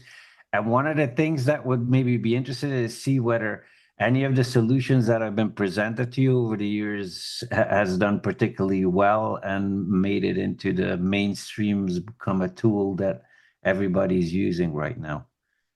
What do you think of that idea? Absolutely. We have our vault. We are keeping all the materials in there, and maybe within a couple of years we can do like a throwback Thursday and discuss what happened, what did break through, what didn't. But it's a very good suggestion, Stefan. Absolutely. Well, we're really. Go ahead. Yeah, thanks. Think about Throwback Thursday. If you were 8 when the song Red Red Wine came out, remember that song? Red. Yeah. Simply Red. You'd be 40 now. I'm dating myself, knowing this piece of trivia. You'd be 40 now. Was you be 40? Sorry, very bad joke. Okay, gotcha. Hopefully Yeah. One It was person same got error it. then. So this whole idea is about getting different ideas right on stage, getting people to share them with people, and sometimes they turn into something, and we've seen that over different types of innovation platforms. And yeah, as Jurek says, we'll look at the vault idea. Not sure there'll be a book out of it, but certainly you never know. it's getting a kind of, hey, trend lines and sharing those insights. There's all the layers of insights, as someone was saying yesterday. You know, we have data, knowledge, wisdom, all of those layers. So we'll do something, I'm sure. Yeah, you could do a networking alumni get together with all the presenters from over the years. It'd be a low lunch production. You can get Jan involved with that. I'm just That is, fantasizing Stefan, at this this is point. like the Y Combinator of Crossing all the streams there. Yeah. Absolutely. And then we need the investors. Investors, if you are out there, look at these innovators we have in our industry. There's a lot happening. It's not that. We're not just a bottom. No, no, no. Here's a lot of things behind the hood. And I think, you know, you guys do a great job in showing them again and again, Log World, here on this conference on GenAI and localization. It's wonderful. Go ahead with that. Is there a common thread? Is there a common thread you think, Jurek and Dave, as to how the presentations that are being pitched to you in this type of innovation challenge are morphing or changing? Is there something that you can tell that is changing vis-a-vis what you were getting as innovation propositions just a couple of years ago? Well, you know, we were talking about Stefan a couple of days ago, and innovation in our industry has always been limited or reduced to, you know, machine translation and connectivity. And now you're seeing a lot more stuff. You're seeing innovations around the whole machine translation process, everything that happens before the process, everything that happens after the process. And more importantly, we are seeing different ideas and approaches and visions and opinions about what it should look like or can look like. And that makes it extremely interesting. So I think, of course, a lot is changing. Things are changing at the speed of light, but it's also very interesting to see how things are evolving on the LSP side, on the buyer side. And I think that's exactly what we want to map out in this kind of innovation platform. Yeah, I would add that I think you're seeing a kind of a concertina effect of more specific challenges being solved now that there's technology stacks, whether it's, you know, translation management systems or other technology within the space and new technology. People are looking at niche problems and then saying, okay, now I have the ability. You saw some vibe coding stuff in this event yesterday. I have the ability to do this stuff. Here's a niche problem. I'll define it well. I know the ICP that has that, and let's go off and create a niche solution. As well as that, we're seeing kind of user experience as an important differentiator. So people are looking at ways to ensure that customers actually have less friction to get access to smart technology, because sometimes it's not just a case of it being available. It needs to be available in a particular color. Our color is, we need security, we need this, we need that, we need these compliance certificates. So your solution has that, another one may not. So it's that kind of nicheness and then the customer experience that definitely seen an uptick in that. Apart from other trends and multimedia type innovations coming through a lot more in the past few years as well. Awesome. Well, we thank you profusely for a fascinating innovation challenge. 11 great presentations. We can't wait to see the results of the Mentimeter and the second poll that you've done. And wish you a wonderful rest of your day. Go Belgium, Jurek. And go Belgium. Allez les Belges. Allez les Belges. Go Spain for me, by the way. And we're gonna move right along. We have a great presentation coming next. One of the biggest challenges in localization isn't translation itself. It's getting enough context to make good localization decisions. And localization teams spend countless hours chasing product managers and reading tickets and searching documentation before the real work can even begin. Our next speakers asked a simple question: what if AI could do this part for us? So joining from Yango are two localization professionals who've taken a very practical approach to operationalizing AI. Yana Kolesnikova specializes in localization workflows, automation, and machine translation integration. And then Ksenia Likina brings more than a decade of experience across software and game localization to the table. Together, they've built an AI-powered context enrichment pipeline that automatically gathers information from product marketing and engineering systems. And I'm looking forward to their session very much. I talked to them a couple of weeks ago. Please join me in welcoming Yana and Ksenia to the platform. Good to see you, ladies. Good luck. Hi, thank you, Stefan, for that profound introduction. So let Yana share her screen. Yeah. Again, hello, everyone. We will be talking today about how did we make our life and the life of the whole young localization team easier. So what is on our agenda today? Over the next slide, please. Over the next 20 minutes, we'll walk you through three connected stories. Why we turned to AI for localization in the first for localization context in the first place. How we built a pipeline that turns an empty localization ticket into one with all of the contexts you could think of, and most importantly, how we measure quality so we actually know it works. We've packed in real examples, unfortunately only in screenshots because our security team is quite strict and they didn't allow us to show you the whole demo. Next slide, please. Yeah, thank you. Let me start with the why. Our business has been growing fast. We have new markets, new services, and new verticals launching almost every quarter. And for years, two managers only could provide context for every piece of content that went into localization. As volume scaled, two people simply couldn't keep up. And the obvious fix, hire more, onboard, wait for new people to ramp up, didn't actually solve it.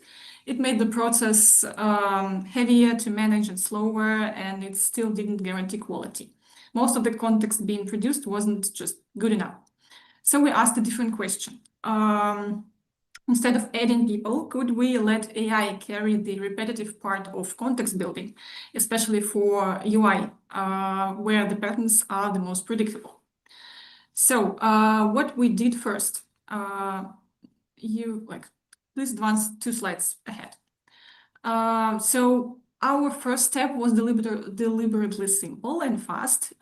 We cut the pre-processing load and the mental load on our managers and coordinators.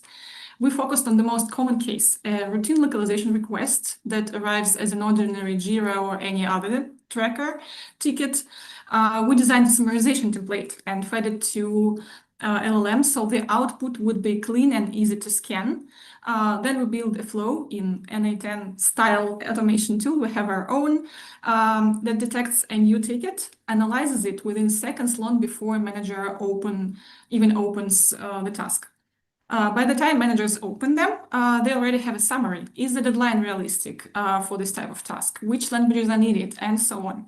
No scrolling through the huge ticket with lots of information. And also we enriched the model's reasoning so it flags potential problems upfront. Again, if the deadline is too tight or we need to create an additional source for non-English source languages. In short, the model tells the manager what to pay attention to. Next slide, please. So here is the example of our typical localization request. I believe this was for marketing. So we usually get a very short description. We have several components and text that we refer to get the understanding of the target audience, service, and so on and so forth. So what we did, next slide, please. Here's what it looks in practice. This is a real summary the system produces automatically the moment a ticket is created. The core facts are pulled together in one place. Again, task description, language list, deadlines, alongside with the model's reasoning. Just notice here that the manager isn't reading the original ticket at all. They're reading a structured digest of it with the essentials already surfaced. And this is the second layer, the pre-analysis. Same ticket, but now the model has gone beyond summarizing and flagged the things a coordinator would otherwise have to catch themselves. A deadline, a missing source, a risky language combination. The takeaway is simple. The manager opens the ticket already knowing what's normal and what needs their attention. But here is the catch. Most of the requesters didn't provide good context, and we couldn't really rely on that to generate anything. And this is where Yana jumped in with a great idea. So Yana, could you please share with us? Yeah, can you hear me well? Because I muted Sure. myself. Yeah, sure. So my part of the story actually starts with the continuous localization tickets. We had a fleets development team, and we collaborated and had built an automation. So whenever the developer ships code with the new strings, it creates a new ticket in our queue, specifically with the new strings that they added to the repository.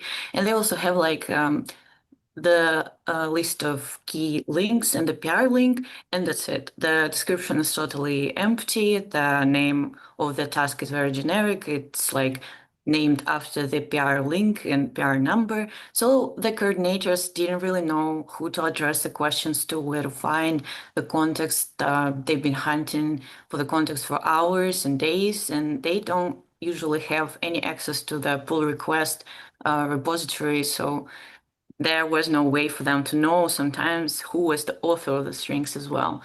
So I started digging into that and discovered that like about 98% of dev tickets already linked somewhere else, and they're linked to the product task. And the product task is something that already describes to a developer how a feature should be done, how it should be developed, right? So we asked as a team, the developers to auto-link their tickets to our key tickets on creation. And I made like a small automation that every time the sale tickets is created, it searches for the description in the link tickets, also searches if there are any other related tickets, finds this parent ticket with really helpful information, and extracts all the descriptions and sends them to LLM to make the new summarization and enrich it with the ticket.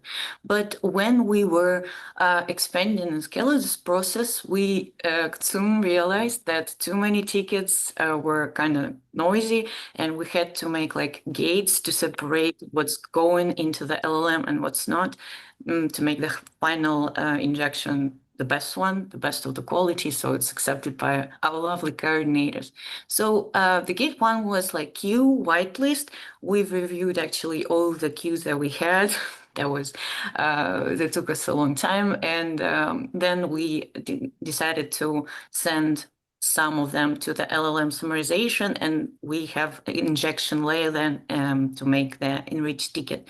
So we've left out like most of the queues and had about like 50 queues in the whitelist. And actually, they're more like the left ones are more related to the infrastructural stuff, the indie stuff. And we also made like a priority list. So if the ticket is related to UI, it first searches in the product queues, which are related to the features. And the marketing, for example, tickets are trying to find some context in the marketing queues first. So every step is actually having some fallbacks. So we are always checking, is there a parent ticket? Is there a second level connection? Is the ticket in the whitelist? And if the summarization really add any new information that wasn't already there, and we have the fallbacks like no info. So the system never crashes and it never actually invents the context which wasn't there, because without this fallback, sometimes it crashed and invented some crazy features which we've never actually translated to. And we also have like targeted prompting for each content type that we have. For marketing, we have specific prompts which ask the LLM to search for the campaign details, specifically the audience. And for UI, we have the prompt which concentrates on features more. So it makes sense when the coordinators see that. And here you could see how it used to look like. The before is the CL ticket, which was sent to us. It's like a link to the pull request that the developer made, and then a set of key links that need to be translated. And the coordinator opens it and sees the author of the ticket is a robot and has no idea where to go. And after we added linked tickets, it used to look like this. It started to look like this. The coordinators now see the service, the feature, the audience, and the coordinator basically gets a ready enriched ticket, and they can share it with the translators. And it's like 5 minutes now, so and no like hunting for the context anymore. And at this point, we were thinking, how could we improve it to make it more human-like? And we started thinking about making targeted context generation for each key, rather than just having a common feature description for each and every task. And here's where Ksenia is gonna share her lovely story. Yeah, thank you, Yana. You can advance the slide. Now let's zoom into the hardest case, the UI context. So please advance the slide. So what is UI context in terms of Django?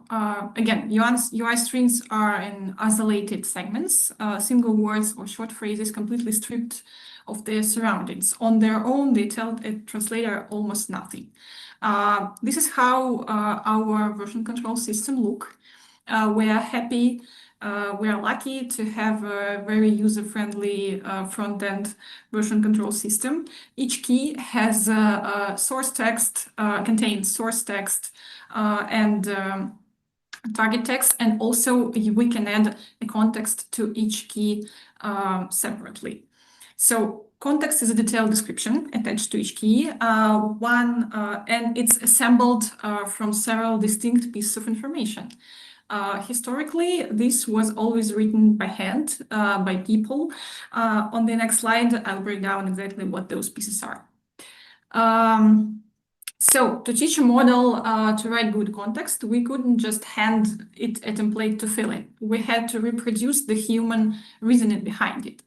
So we decomposed context into its components and traced where each one actually comes from. First, the ticket itself, but the ticket is rarely, as you can see, complete on its own. That's why we pull a feature description from the linked issues. Then there is a basic product knowledge, and this is the hardest part. An experienced coordinator and manager carries a mental map of features and their dependencies built over the years. The internal wiki is never as rich as that tacit knowledge of managers. The real challenge was finding a way to transfer that experience to a model. I will tell about it later. And finally, the UI element type. Because you genuinely cannot tell from the screen alone whether it's a button, a CTA, or a title, or a text on a model screen. And that one fact can completely change the translation. And usually UI element type is depicted in the key ID in our version control system. So you can see there are a lot of different sources that context is developed from. So next slide, please. This is where the real work started, and it all came down to a lot of data. So to reach human quality, we took 5 big steps. First, we created worked examples. So we built 300 examples, each with the reasoning spelled out in full context. So we asked our coordinators, just imagine you have to tell a newbie, how do you create a context? So for instance, the reasoning spelled out was like, here is the key in English, and it's like word trips. So the tags that say drivers and taxi tell us this is a driver app, this is a pro app. The description tells us it's a caption on balance changes in the earnings section for drivers. There is the explicit UI element captured in the key ID, so we can assume that this is a caption. The text is short, so we flag it as a plural sensitive just in case. And because the audience is drivers, the correct translation for term would be trips, not rides. So the entire chain becomes the context the model works from. This second step was we took a large amount of iteration, and it went into getting the large amount of iteration went into getting the user prompt right. We enriched it with core linguistic rules and glossary terms, so the output stays consistent across every target audience and every app. And this alone, like 300 examples and the prompt, moved similarity to the human-written gold standard context from roughly 65 to 85% alone. At this point, we decided that's a good time to create a pipeline. So we built a pipeline in an A10.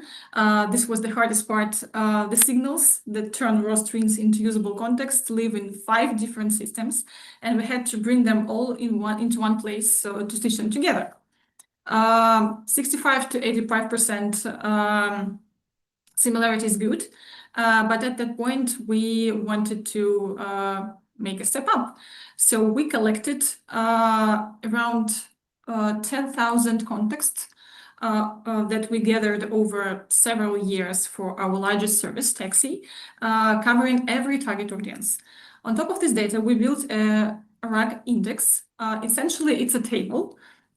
We can query via API and search both semantic similarity and by filter. So, for example, the target audience or by the key name. And at this point, RAG was the real turning point for quality. RAG gives us the base for human knowledge we were missing when working with external vendors or new coordinators. It became a fuel for mostly almost a human-written accurate context. So the foundation, RAG is a foundation everything else stands on now. Next slide, please.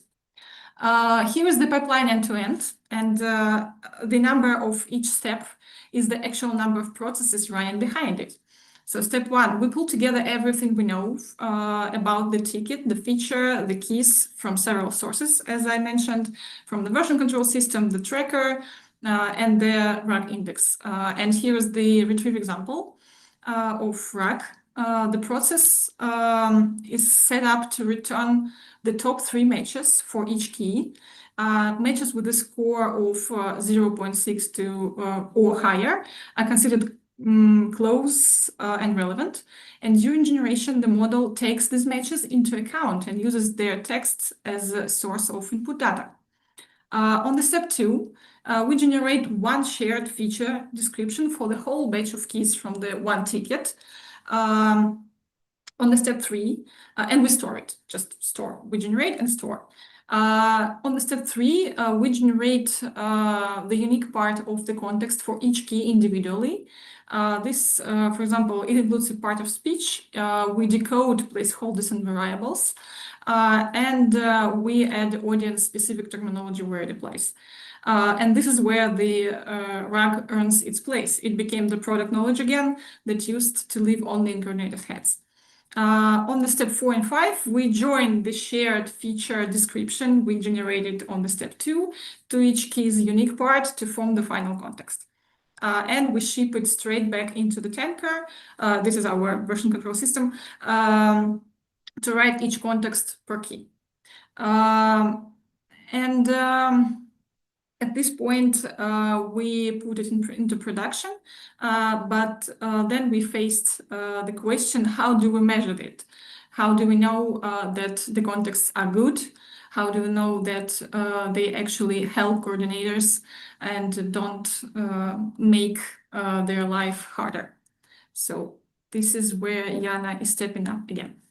Yeah, so when generated context is written, it leaves a tag on our ticket when it's successful, we hope. So triggering metrics automation. So the automation basically extracts the ticket links from every ticket, then reaches for the key history and searches for all the context fields, how it was changed over time, and tries to find the latest robots commit where it specifically says like generated content. So like where we know that it's the one where the context changed and it was LLM-1. And then we try to find the right next to it, the first human commit right after that one. And we diff the text in the commit of robot and of a coordinator, because the coordinators are always staying in the control. They still have to look through what the generation did and rewrite it if they didn't like it, and they have like free will of free access to do that. So to measure how the quality generation works, we actually use these three metrics. They're like really well known, but we decided it's a good approach to have something from the machine translation as well. So we decided that we could take the edit distance metric and Jacquard similarity. So basically what we do, we get both of the text from the robot and the human, and we normalize both texts and calculate distance between them, what it takes to make the text A turn into the text B, essentially. We have like two types of normalization. The one is like lighter. We get rid of all the URLs because the screenshots can change in the description and all of the cosmetic stuff. And we have the meaning normalization. It's like tokenization, basically. So we lowercase everything and see how many changes there are in the vocabulary. And edit distance meaning is like our main KPI because we could compare both texts without any like punctuation to be changed and affect the scoring. And we also have the Jacquard similarity. It's like sanity check for us. We see how much the vocabulary overlaps between the two versions. Is it like reworded or like reshuffled? Is it rewritten completely? And we try to have it like all the metadata we could as much as we can to extract it from the tickets right away. We store all the info about what target audience of the ticket is, who was the coordinator there, and what the service is, so we could see all the changes with time. So this is how we do like a cheat sheet table for us to quickly navigate the dashboards. We could look into it and see, we see like this metric is low and this is high, so it's like barely touched, or it was rewritten.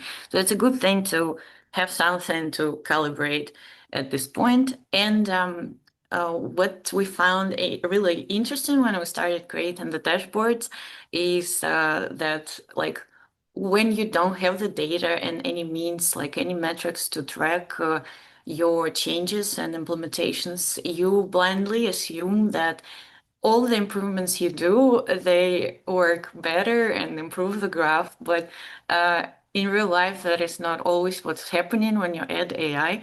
Am I right? Yeah, you could see the graph here. We've been measuring all the keys since March 9 when we launched this this whole summarization thing to calculate the context metrics. And here is the edit distance mean and median for all the week between all the keys that we checked. So like the lower is the better, and you could see that April 6, when we added the link tickets, actually improved the situation. But then you could see it like skyrocketing in May. And a good thing we keep metadata because we got some insights why it happened. Basically, May was 94% users, and it's like the strictest surface that we have there. It's public facing, and the coordinators have the higher review bar for that specific audience. So we that was like a signal for us that we need to implement some changes to the process to make it even more human-like. And this is how we decided to actually introduce RAG to our workflows. And June really showed some really good results, because for the users and the fleets, RAG fixed most of the problems that were there. Here you could see that green line is June. It's still going, so we hope that it stays like this at least for a couple of days. And you could see that in user's case, it was like enormous, the edit distance mini. But then in after we launched RAG on June the 1st, it was like going down quite quickly. And the same goes for fleets. But the drivers was our next surprise, because it's going to be our next priority. We just, think that our main hypothesis is that maybe RAG doesn't have enough drivers examples and we should populate it more. So it's going to be really useful when you have all the dashboards with the metadata to collect all the insights, and it's just showing you where you could go, So good thing to track it all. So Ksenia, you could wrap it up with the rest of the results. Yeah, I cannot see the presentation anymore. Oh. Okay. Here is what it I think ended we're up. slowly running out of time, ladies, but go ahead. Yeah, we only have one last slide. Go ahead. Yeah, sorry. So this is what it ended up to, and it shows up in two places, the numbers and the things numbers just don't capture. The results, the ticket prep is roughly 2 times faster now. The rewriting of the context dropped by 48%. The edit distance against the final human version also fell, and Jacquard similarity, on the other hand, climbed up to 61%, which means coordinators now do not change the context completely. They rewrite, they just make several small changes. And now we powered all our tickets. We call it Texalog tickets. They are now 100% auto-summarized the moment they are created, all of them. And beyond the numbers, what it actually changed, the coordinator survey that we conducted, the convenience scored up to 4.7 out of 5. So the feature isn't just shipped, it's adopted and it's used every day. Awesome. So, yeah. Thank you very much, Xenia and Jana. I knew right away when I talked to you a couple of weeks ago that this would be a really interesting session, and you didn't disappoint. I'm going to ask my colleagues Maria and Jan whether there's any questions or whether they have any questions. And then maybe you can stick around and talk to people in the chat if they want to tap into some more questions offline in your presentations. Maria. Yes, we have one question. How do you distinguish between useful context and distracting information? I think Jana can answer that. Yes. The question about the link tickets, yeah. Yeah, so we have like extensive prompting and layers of checking the results and the outcomes of every LLM step. First, we take like the initial ticket that we have in our queue, then we have the link ticket, right? And then we search for the description from there and ask the LLM specifically to prioritize our first ticket because it has all the information most likely that humans did already, and we ask it to be like the main point of reference. Then we prioritize the link ticket descriptions, and then for the parent tickets, like the deeper level, we have an iterative process that goes and checks all the related tickets which were linked to this link ticket. I'm sorry, this is probably confusing, but yeah, many layers of them. And we summarize each and every one. So if the prompt decides that it's not like useful context, we just send it like all parent tasks descriptions, and it sends like a short one sentence of the summary for this specific ticket, and it's like 5 of them tops. So we made the prioritization, as I said, for the queues. So we take like 5 ticket stops, because otherwise it would be like a mess. And if they're adding any extra info and the LLM considers it's like relevant, based on our main prompt, we inject it. And if not, we just like drop it and try to see what's going on with our ticket and the link ticket only. So we try to get rid of the mess. We say specifically like, don't say anything about endpoints. Don't say the API addresses. Don't give us any details which are not useful for the translator. So we like try to do it in the prompting like that. Maria, I don't know if there's any more questions from the chat. Otherwise, from YouTube, ladies. No, that was the only one. You can go ahead. There's one more. There's one more about token usage, but I know we're pressed for time, so maybe the ladies can respond to that in the chat when they go offline and talk about it a little bit more. We need to move on to the next Just presentation. Stefan, give me 1 second Yes. to appreciate Jana and Ksenia. There was a lot of positive comments on YouTube for your presentation. Amazing work, Caroline says. I'm super impressed for such hard work and dedication. Working with content is super complex and not many people are aware of it. Congratulations. And Ike, a user said, you did such an important thing to save coordinators time. Fire, fire, fire. So amazing work. Wow. Awesome. Thank That you very must much, make guys. you feel good, ladies. Maria, I think we have Jana. We have the next speaker in the Maya in the on deck. So I'll let you transition over. Thank you. That's right. Join from Croatia, Maya Neves, who is the Marketing Localization Program Manager at ServiceNow, where she is taking a very fresh look at translation memory maintenance. And we have been all looking forward to your presentation. Maya, the floor is yours. Hi, Maria. Hi, everyone. It's great to be here. I'm very happy to be able to share one of the innovations that my team and I have come up with. You can share your screen so whenever you are ready. Yes. Just a second. Da-da-da-da. So you may not know, I'm having electricity issues. So I just lost electricity, so I'm dependent on my mobile internet, and everything that I prepared on my other screen is now lost somewhere on my laptop. So please just give me a second so I can locate it. There we go. Of course. Oh, okay. Okay. Almost there. Almost there. Let's see. You have a generator in case something goes down, Maya. I do, but it didn't have time to charge.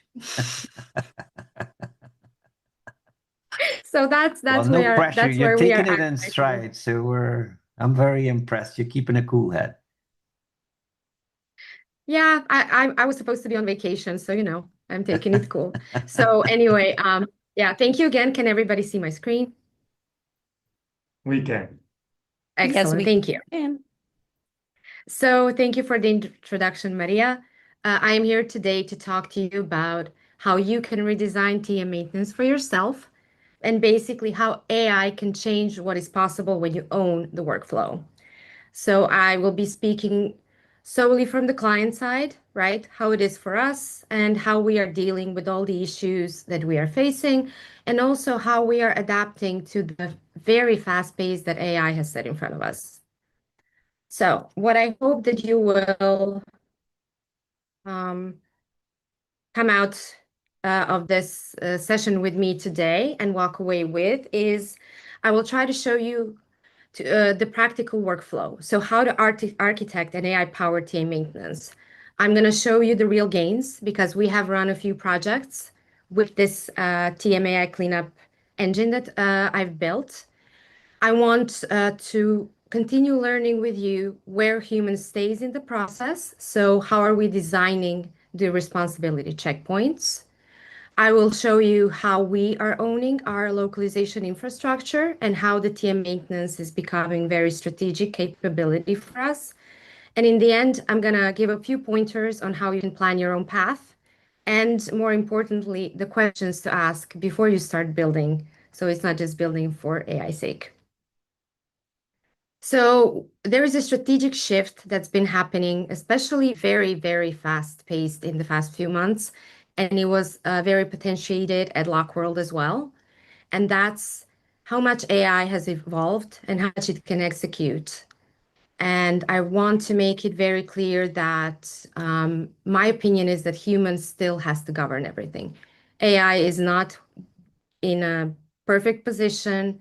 It cannot just take over everything, even though it has come very far from the beginning.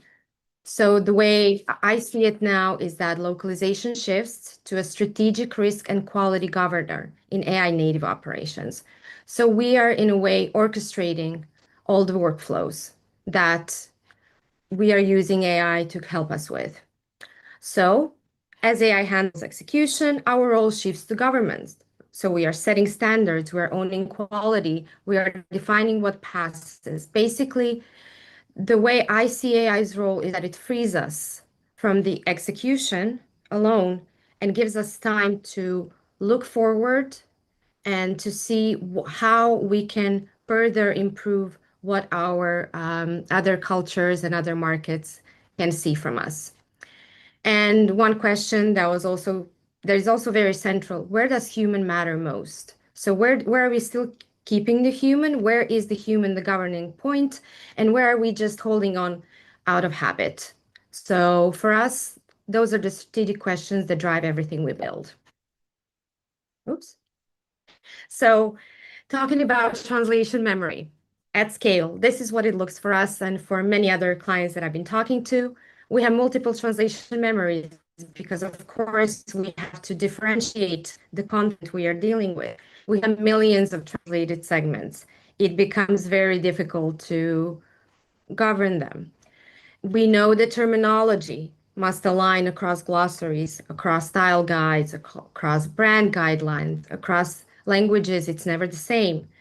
And basically, the conclusion is that terminology must stay consistent, compliant, and current across our entire TM foundation. Now, I am emphasizing TM foundation because I do think that if we set up our TMs right, we've done half the work. So I want to talk about terminology challenges a little bit. So what about the terminology maintenance? Our historical process was send it to the vendors. Of course, we would give them all the context we could, but it would still be expensive, slow. It is the whole robust process, right? In the background that drives it all. And I started to wonder, what if our team could own this? And then further, starting to introduce myself to the world of AI, what if we could fix terminology inconsistencies in hours instead of weeks? What if we could do it at scale across languages? What if we could do it across contexts? And I do believe that's where the competitive advantage lives. So it is not just about AI translation and tooling, it's more about terminology standards and how we are dealing with them. Now, question that I've been asked a lot at Lockworld, who owns the TM maintenance? Historically, vendors, right? They add new terms through projects when it's forward-looking, when we know what to do, or they conduct a full existing TM maintenance on a quarterly basis, maybe once a year, maybe once half a year. I'm still talking about millions of segments, of course. From the client side, all of those TMs have years of terminology inconsistencies.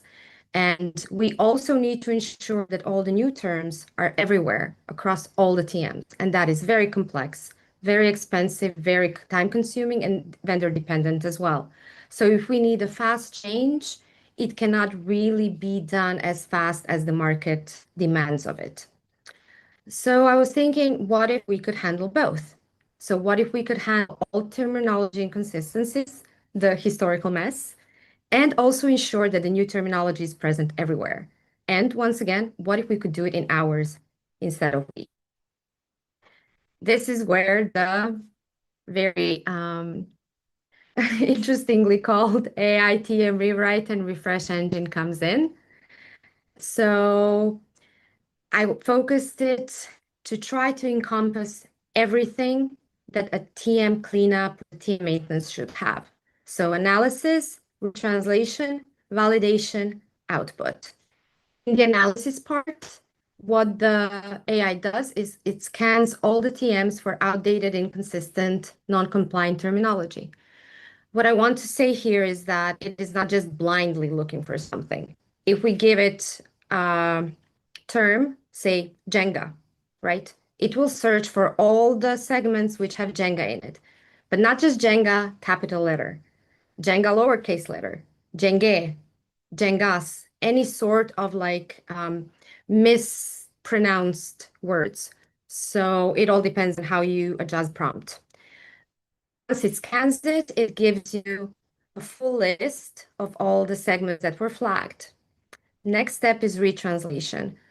What we were surprised with is that Claude AI managed to retranslate flagged segments in context. So that was a very good thing. It also saved us a lot of time. And once it is done, we have validation. So QA checks terminology against glossary, style guides, brand voice. So it's all dependent, once again, on prompting. So everything you put in your project and in your code. And the best part was the output was a clean TMS file with consistent current terminology across all TMs. So definitely my favorite. This is just an environment in which I worked. So this is the Claude AI project, and this is the Claude Code part, which I will explain a bit later. So how does it work? We know it analyzes all the TMs. We know it applies, in our case, ServiceNow style guides and glossaries and brand guidelines. What is interesting here is getting to know how AI works. We also get to know all the, let's say, still shortcomings of AI. And for example, Claude AI cannot process any file that is above 30 megabytes of pure text. So in order to handle all the large TM files, I built a Python-based processing layer. So it connects to the Claude AI and everything is processed directly there, retranslated, but with the help of Python for the large files. Then we know it retranslates, and basically what the biggest surprise was that AI seemed to understand source terms and localization context. And I think that is due to the multiple tests we've been doing with AI to make sure that it understands what is required of it and give it as much data as we could. So validation and output, this is one of the more important things as well, because we don't want AI just to spit out TMX files that we don't know what to do with. We want it to be against tone, brand voice, and terminology standards. We want the TMX files to be clean, ready to import, and no further editing required. We want it to be terminology, style guide, and consistency compliant and adherent. And ideally, we would want zero vendor rework, so audit-ready output. I would put a caveat here that for more important, higher visibility content, especially marketing creatives, and for tier 1 languages, we do send the TMXs to vendors for review because we still believe in humans and that they know the languages they speak and that they know the audience they have. Also, I built a safety net of validation checkpoints. So we don't want to let AI run havoc, have hallucinations. So each step has multiple reports that it generates. So we have audit reports. It flags the source issues before anything runs. So even if the term itself is not in question, AI will flag, hey, it's supposed to say Jenga here, but it isn't. Maybe you should check this. Or Jenga is in target, but not in source. Maybe you should check that as well. It also generates before-after tables, so nothing goes into the TM without a person, a human sign-off.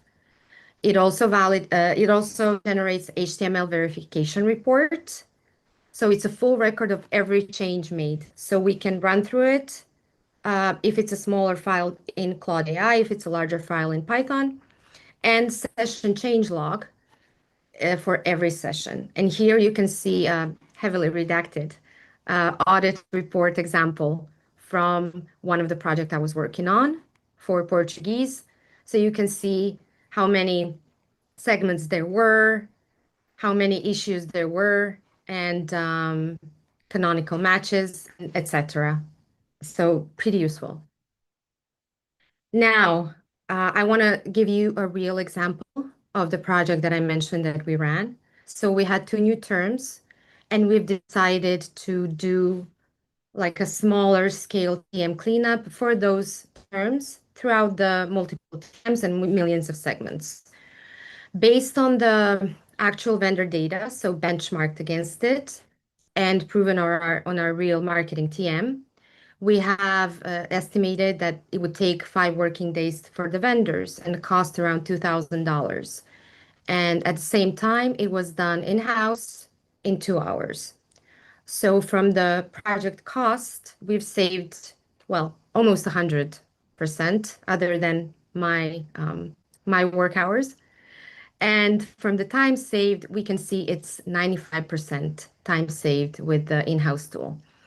I do have to say here that it scales incredibly. So it doesn't matter how much more terms you put in or how much more languages you put in, it doesn't really bring the time up as much. While with the outsourcing, it would bring the time and cost up exponentially. So this is how we pictured terminology handling would be in. We wanted AI to be context aware. So it is validated on marketing material. And the engine is scalable to documentation, technical content, UI copy, any domain. It hasn't been tested yet, but we'd be happy to explore domain-specific workflows with anyone who is interested. Because the way engine is set up right now, it could definitely handle same English term that translates differently in UI versus marketing. Okay. So we also want the engine to be able to extend across all languages. So as shown in the project, terminology update matched external specialist quality. So it was approved by the reviewers, and we are now positioned to extend this workflow across all languages. And we want to make it a durable operating capability, and it is very promising to do so. And that way we could establish TM maintenance as a durable internal AI operating capability. So our goal is to reduce cost, accelerate delivery, improve quality consistency. And not just for the sake of it, but we want to invest all that time and all that extra budget into more innovations and into bringing everything that we do closer to people who don't speak English. Below, you can see a scale potential. So this is based on benchmark from the vendors. So if we decided to do a full TM cleanup at this point, it would cost us around $50,000 with the vendors and around 90 days of work. And in comparison, it would cost us 0. I mean, cloud tokens, work hours, of course, but we could do it in a day. So definitely shows how scalable it is. Maya, So I quickly yes. wanted to let you know that we're giving you another 3-4 minutes, and then we want to ask you a question before we let you go. But we're a little bit pressed for time. You'll forgive us at the end of a long conference, but I'm almost go done. ahead. I have 4 more slides. Yes, perfect. So, yeah, important thing is not to confuse fast execution with the easy setup, right? The fact that it's fast is because we already have glossaries, we have style guides, and we've spent a lot of time on prompt engineering. So that's what I mentioned in the beginning. We have to have a solid foundation. Once the foundation is solid, everything else is easier to build on. And another thing, real work isn't the AI retranslation. It's owning the standards that make the retranslation trustworthy. This is a very short investment and break even. So like, what would you need to start doing this? So weeks of work setting up glossary, style guides, engineering. But I do believe break even would be even after the first vendor TM maintenance task. Skills needed, localization expertise, you have them, and of course hours versus days in the execution. So what clean terminology baseline is bringing us is faster future projects, higher quality, lower rework, because there will be no competing targets against one source, strategic control and cost savings. And I'm running through this now. And the operating model shift is changing from vendor dependent to in-house ownership. And the quality becomes a team judgment capability. And we, like your team, could own terminology standards. And most important thing here, questions to ask before you build. So I'm not saying everybody should build their in-house tools. Everybody should be able to know that they can do it if they need it. And the 4 questions I posted here are, what does TM maintenance actually cost you right now? So if it's a huge cost, if it's a robust system, think about it. Think how you can make it easier. Second one is, where's the real bottleneck in keeping terminology consistent? So is it because you don't have good information from the naming team, or is it because the vendors are having some issues about, agreements, etc. Third one is, what could your team own if you had the workflow and tools? Can they own everything? Can one person own it? Do you need more people? Are you still going to use the tools? Are you still going to use human reviewers? All those questions are valid and very important. And who decides what good terminology governance looks like? So we're back to who owns TM maintenance. So to wrap everything up, this isn't about replacing work. So we don't want to replace anybody. But with AI being as fast-paced as it is, we need to always think forward. So it's about what becomes possible when you just redesign who does what and why, when you ask the right questions and when you have the right tools. TM maintenance is invisible until it's yours. I'm now involved with it, and it is a pain. But it's a fun pain because I know that if we do it properly, it's going to set up a good baseline for everything else.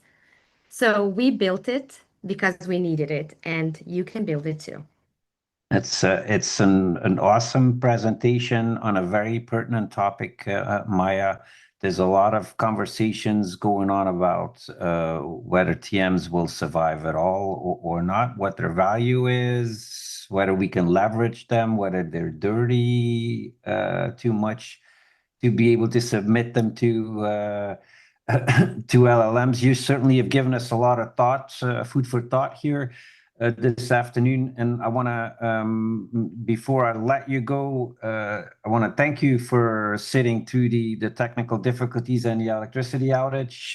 We all know what that pressure feels like. I have one question from Zanina Zelyaskova in the chat, and she's wondering about the TM getting updated only if a human reviewed or approved the entry. Isn't that creating unnecessary fake edits for your team?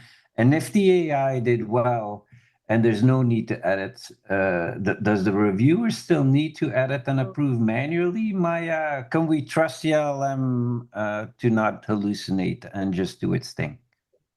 That's a great question, Zanina. Thank you for asking it. So what we are doing now is sort of a combination. So first time we did it, we asked for a human review.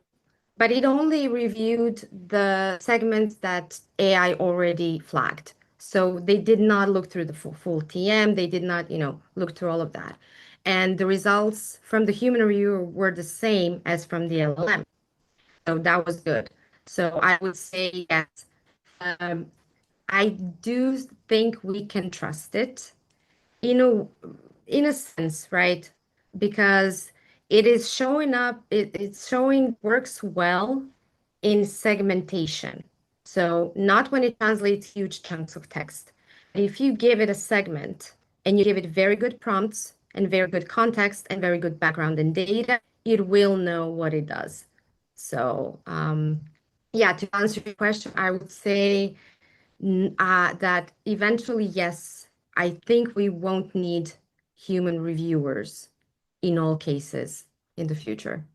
All right. Very controversial, I'm sorry. Yeah, you're stirring up controversy on your way out. Maybe I can ask you to stick around in the chat for a minute after the presentation and engage anybody who wants to ask you something else in some conversation. Thank you so very much for sparking our controversy here and making us think.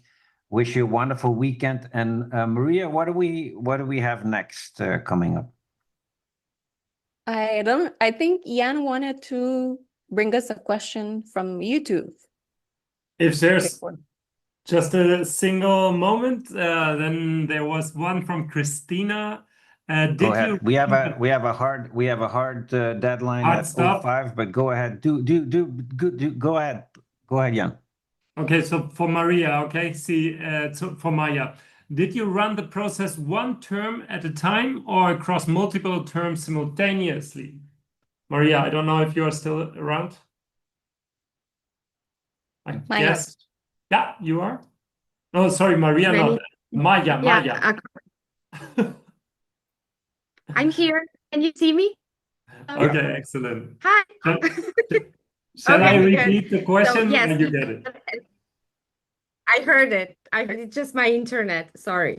No problem. So you can run as many terms as you want across as many TMs as you want across as many languages as you want.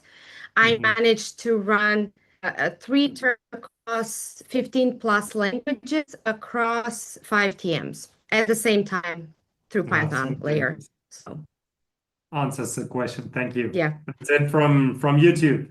And a lot. All right. Lot of Maria, take us to the next section. Perfect.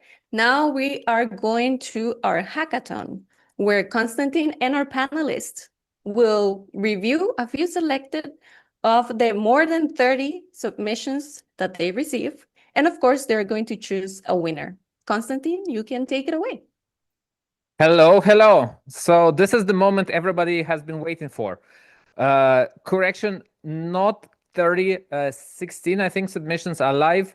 Right now, if you're watching us on Zoom or on YouTube, please go to the page I submitted to the chat. It's custom.mt mad-localization hackathon. Let me show you the page, and you can see all the submissions. You can see works beautifully presented. You can open for more. You can open the app, code repository, datasets. Some people recorded videos. So please review and then cast your vote. For the winner, we will have a 50% weight from the audience and 50% weight from the judges. Let us hear quickly from the judges. Do we have Gergana, Monica, Stefan? You guys are ready? We are here. Gergana? Yes. Monica, was it difficult to review all the submissions within the last hour? I've been reviewing them for quite some time already since we started coming in. So I'm quite far ahead, I think, in reviewing. And it was difficult. The more I've seen, the more difficult it was to remember which was which. And, but yeah, it is quite difficult sometimes, yeah. But they are all on quite high level, I would say. Excellent. I've been kind of busy presenting this conference for the last couple of hours. So might I suggest an alternative way of voting, since I haven't seen a lot of the hackathon? You have 2 hours. We'll announce the winner at 9 p.m. That's tonight. good. So you still have 2 hours to complete your assessments. And now we'll have 9 presentations, hopefully. So you can still change your criteria. Change your votes on according to the criteria. We have ability to fulfill, user experience, technical robustness, and presentation. So feel free to use the time and cast your vote. Now let's go. We'll have 4 or 5 minutes per person to present the works. The first of his name, Gary has. Please, Gary, come on stage and let's see what you've built. You have the privileged first spot. Hi, everybody. I'm Gary from Heidelberg, and with my team, we worked on Challenge 3, which is a website reviewer. I'm going to jump right in and share my screen. Share. Hopefully that's visible. Exciting. So, basically, the main tab, we're going to analyze a website. We would, in theory, enter some URLs. Probably we would want to find a better technique to enter URLs, maybe. But I've loaded an example. We can load a set, and I'll start running it right now. So in the background, this is the European Commission website, right? Yes, and I picked an article about staying cool in the water, and I selected some languages.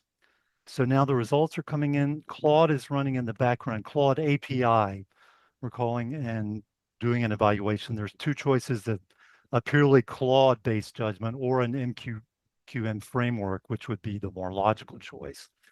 So now we can see Dutch is not looking too good. 2 flagged issues. German looks pretty good. Of course, the European Commissioner translators are very good.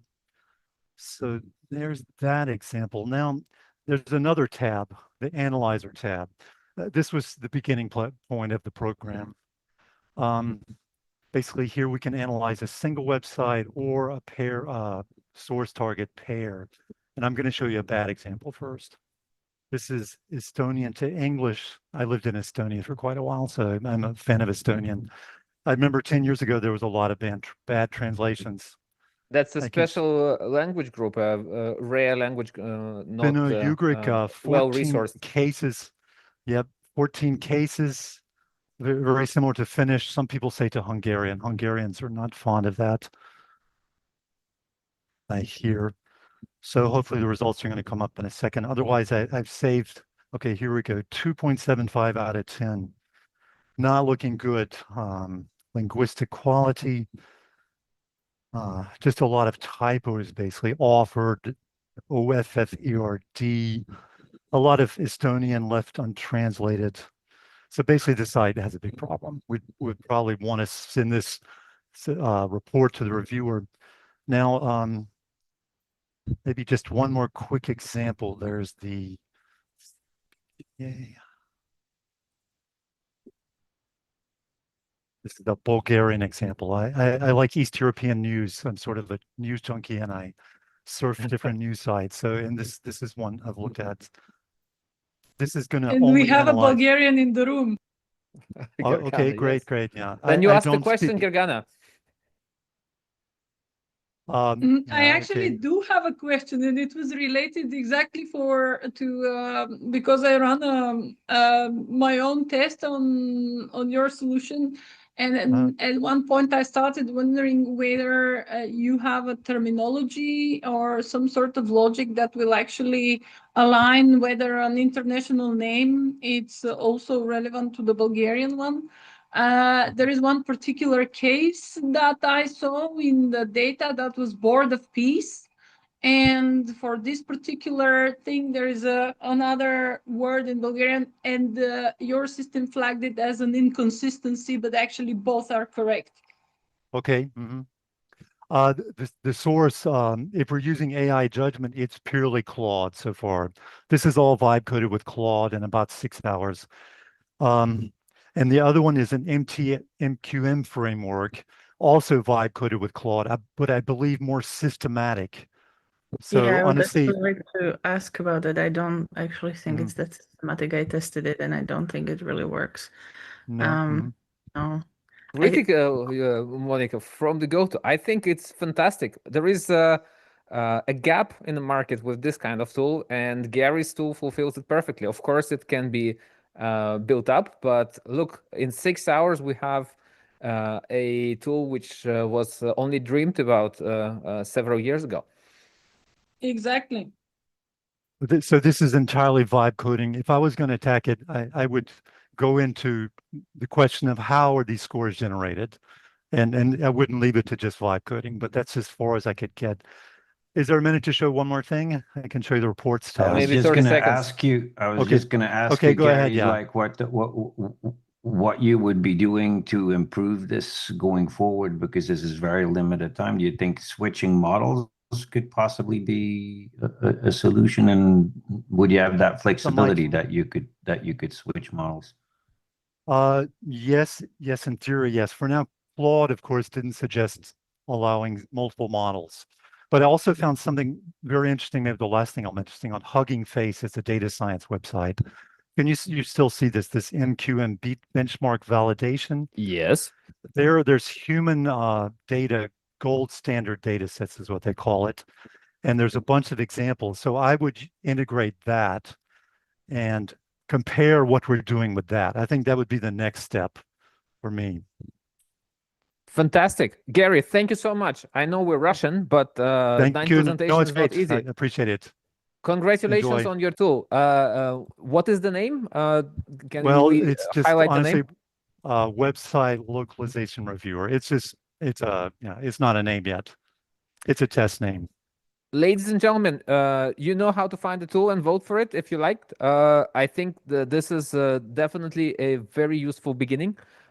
Gary, again, thank you very much. And let's move on to the second presentation delivered by Gabriela. Gabriela, are you ready? Yes. Then Okay, take let it me away. share my screen. Good luck. Thank you. Okay. Okay, can you see it? Yes, probably.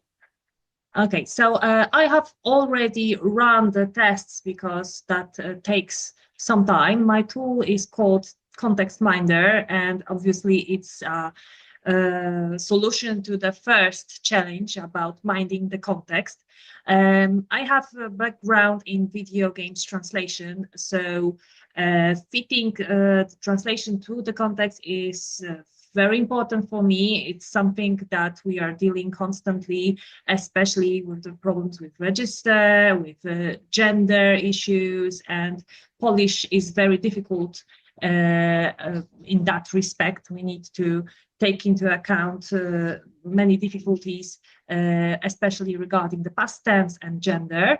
Therefore, I was thinking about such a solution for quite some time, and when I come across the hackathon, I thought, okay, that's time to check and see what can I do in such a short time. Here on the left pane, we have some fields where we can put our strings for translation. Here I have translations from English into Polish and the German. You can also drop a glossary, style guide, and character descriptions. If you don't have a separate file with character description, you can also pass some information here. For example, the type of speech, the style, the gender. Here you can choose the engine. By default, it's OpenAI, but you can also copy my whole repository from GitHub. It's here, and use it locally if you use Olama or LM Studio, and if you prefer your data to remain locally on your computer.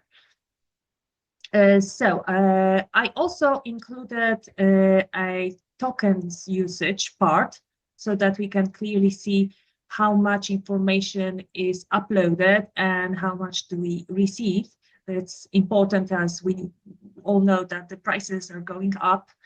So mining the amount of tokens is also important in many companies. After that, we can see the details, how the tool actually works. It checks the context based on the comments, on the style guide, on all the description that we uploaded, and also looks at the strings IDs, which is very often used by translators in video games when we have absolutely no context whatsoever about the game.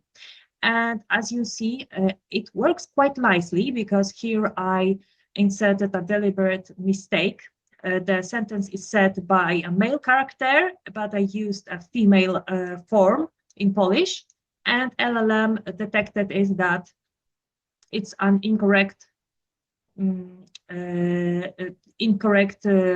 form of verb.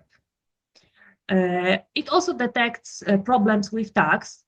Here, the target German translation doesn't have Latin tags. It detects obviously spell checks, and here it detected a register error that cuchniesz word is too modern for the registry of the game, which is set in 19th century Poland. Here also problems with the capitalization, with tags of numbers.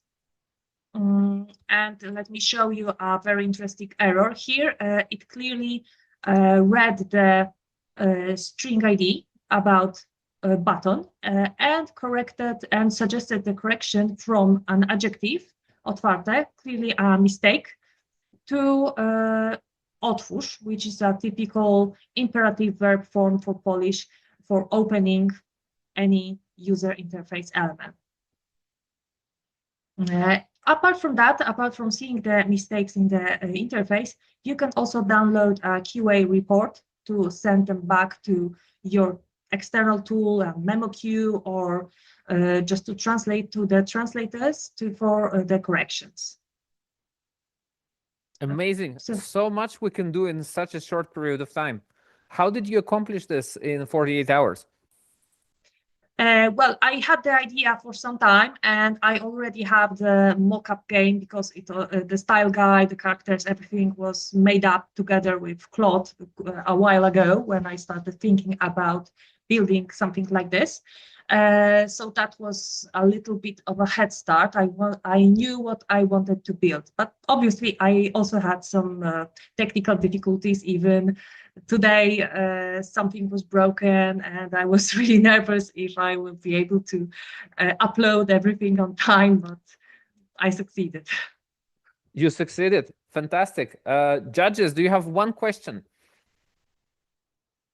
No, I just want to say congratulations. It's an amazing amount of context in such a short time. I have a question. I have a question. So I checked your tool and I found some errors. So I just want to ask, like, how do you check gendered forms if they only exist in one language? So in Polish, you have like wieśniak, but also you have like a feminine form, but then in English you don't. Well, it was included, the instruction for these different forms is included in the style guide. So that's the expectation of the developer, that in the languages in which you need different forms for example, monsters or people, you can add those gender forms in tags to add that information. So you need to have the tags. Yes. Okay. Perfect. Thank you very much, Gabriela. We need to be very concise. Stefan, do you have a quick suggestion? Yeah, I know. I was going to ask real quick, since you had this idea for a while and now it pushed you over the edge and into production, so to speak. Are you taking this this mini solution to something bigger after the conference, you think? I will certainly test it myself for some time, and we'll see how it works in day-to-day business, if it's useful, and maybe if it turns out to be effective also for other languages except for Polish and German, I might ship it in some time. Awesome. We'll keep an Thank eye you very on much, LinkedIn. Gabriela. Thank you. Let's move on. William, you're next, followed by Vuk. All right, thank you. Good luck. Thank you. Let me share my screen here. 1 second. All right. Are you able to see my screen? All good. Loud and clear. Perfect. So I took the 4th challenge, which is the localization manager's dream. And what I built was I built an agentic system that lives inside Slack. And this agent captures automatically whenever new strings are added to your translation management system. In this case here, I'm using Crowdin. So this is the system I'm using. So what happens? What is the normal pipeline? It's the normal pipeline of any organization. A developer gets the design, transforms the design into strings, sends the strings to the translation management system, and then what happens? Once this happens, we get messages like this in each channel for each language. Here I have German, Spanish, and Portuguese. But this message comes here to these channels already translated, and it's already translated based on source of truth. What kind of source of truth? You can configure them here in this GitHub repo. It's public. I'm going to make it available. It's going to keep available after the hackathon. And basically, you configure guidelines, guardrails for the translations, because every time the agent translates, it translates with a confidence level. And then you can see this confidence level right here in the message. Once you get these messages, what you can do? You can either approve, edit, or reject. My configuration in Crowdin works the following. If I approve, my translation is going to be marked as verified. If it's verified, it's production ready. So the next build of my project, it will be live. If I edit, I can actually fix the translation right here, right now. I don't need to leave Slack. And then I change the translation here, approve, and this is automatically updated in Crowdin. If I deny this translation, it will trigger a human review. And just to finalize, going back to the functionality of this bot, you can do a lot of things. You can, as a stakeholder, you have all these comments here that will help you understand your project situation. You can get the untranslated strings that you have at the moment from the project. You can ask for the coverage of the project, and this reflects Crowdin automatically. So for example, if I run here log untranslated, what's going to happen is it's going to get all the strings that are untranslated from my project in Crowdin, and I will be able to trigger the translations to the channels.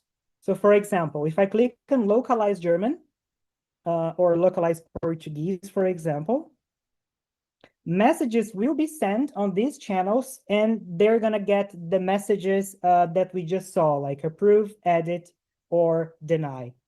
The bot is a little bit these are for the slow, but linguists, it's right? working. The messages Exactly. will be... Yeah. So this is So communication what did I between the do? PM. Exactly. So from my understanding of the challenge provided, I separated the workflow into 2 things.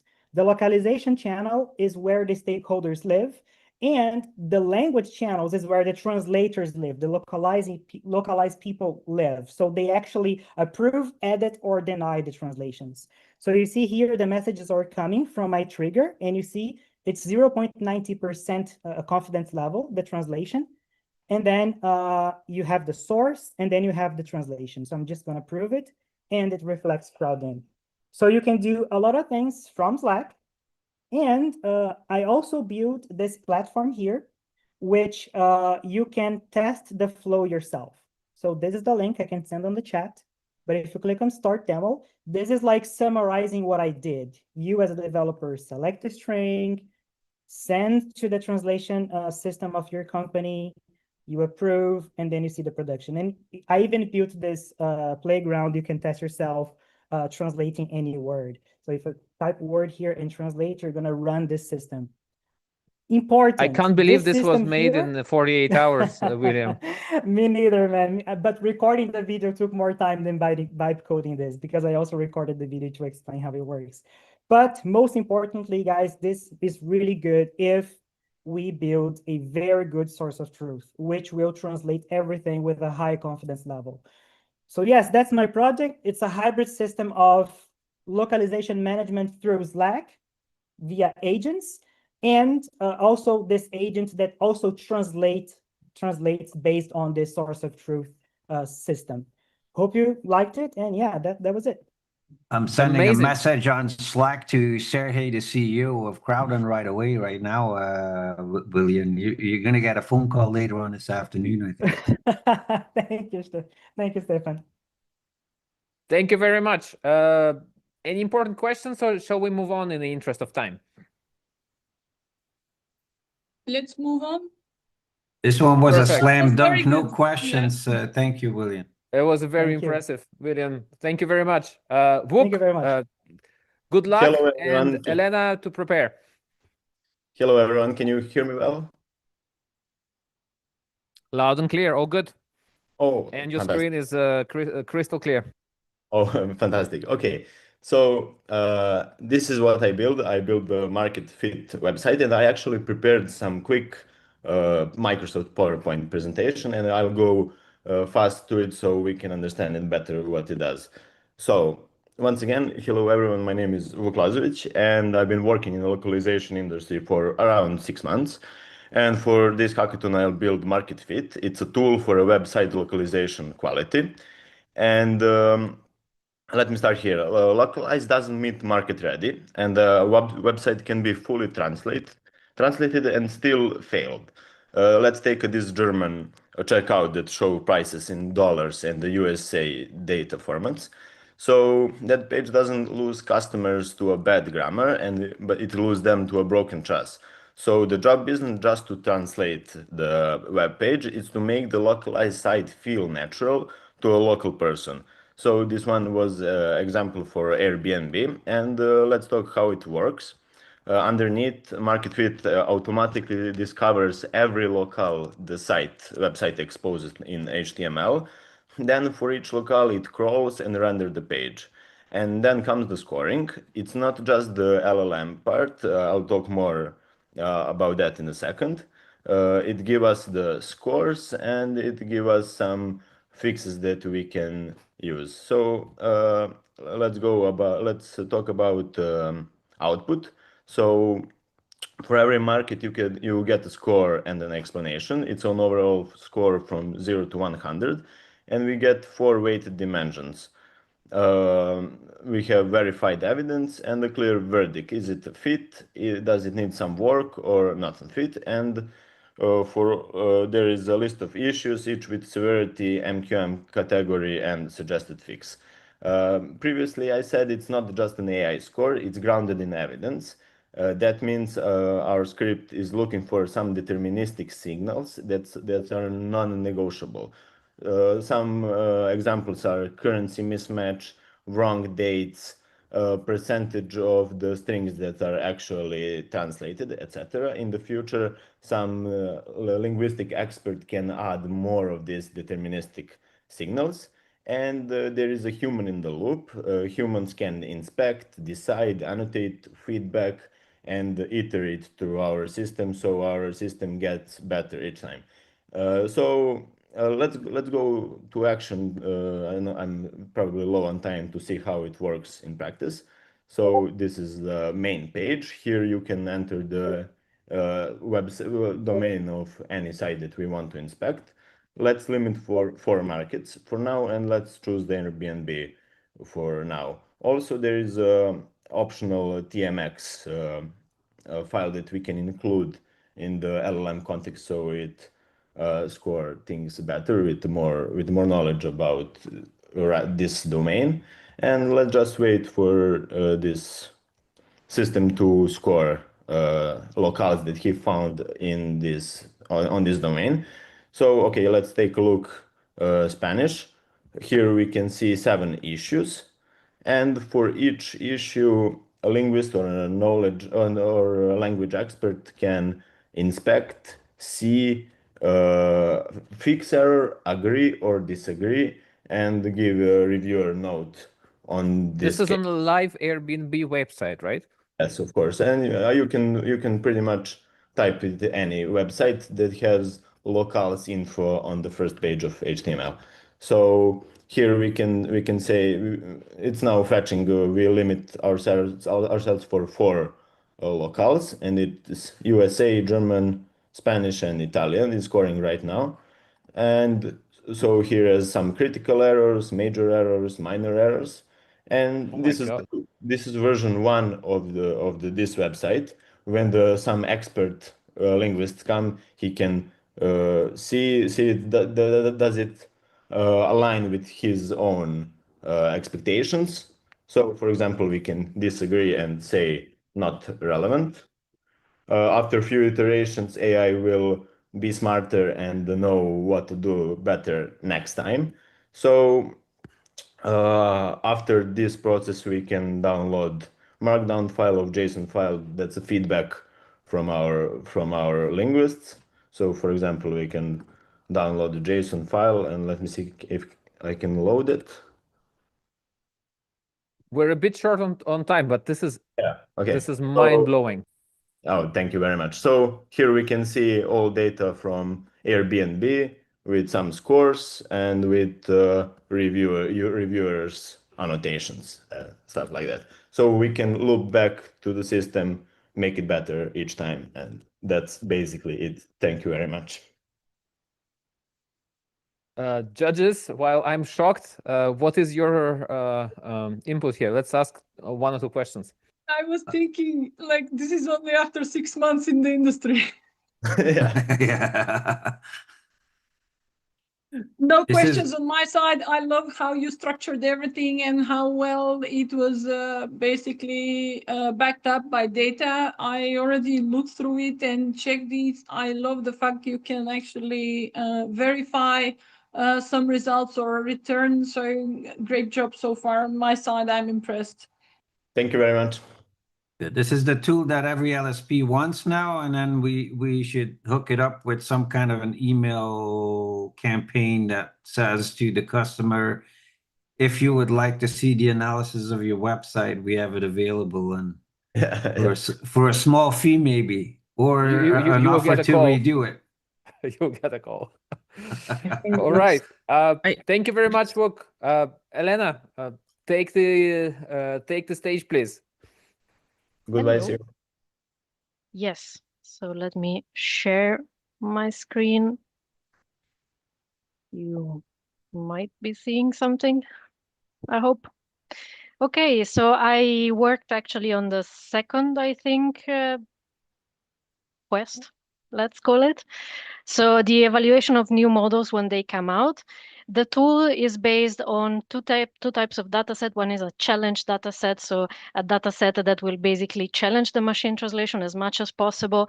And this is based on the data of the user. So the user can create a new dataset for a challenge dataset based on their TMXs or on their bilingual files. Let's get the right one possibly. And they can select how big the data set needs to be, the domain, whatever. And they can upload the glossary if they want, and then they can select what are the things that they want really checked, right? So what is the priority of the challenges that the machine translation should be able to solve? So for instance, you can have a very long sentences, more than 100 words, or very short segments for UI, for instance. You can have a lot of numbers, whatever. And when you move the tabs, basically, you select the composition of the challenge dataset, and then you can extract it. Once you have extracted the new dataset, you can run an evaluation. So the evaluation runs on different models.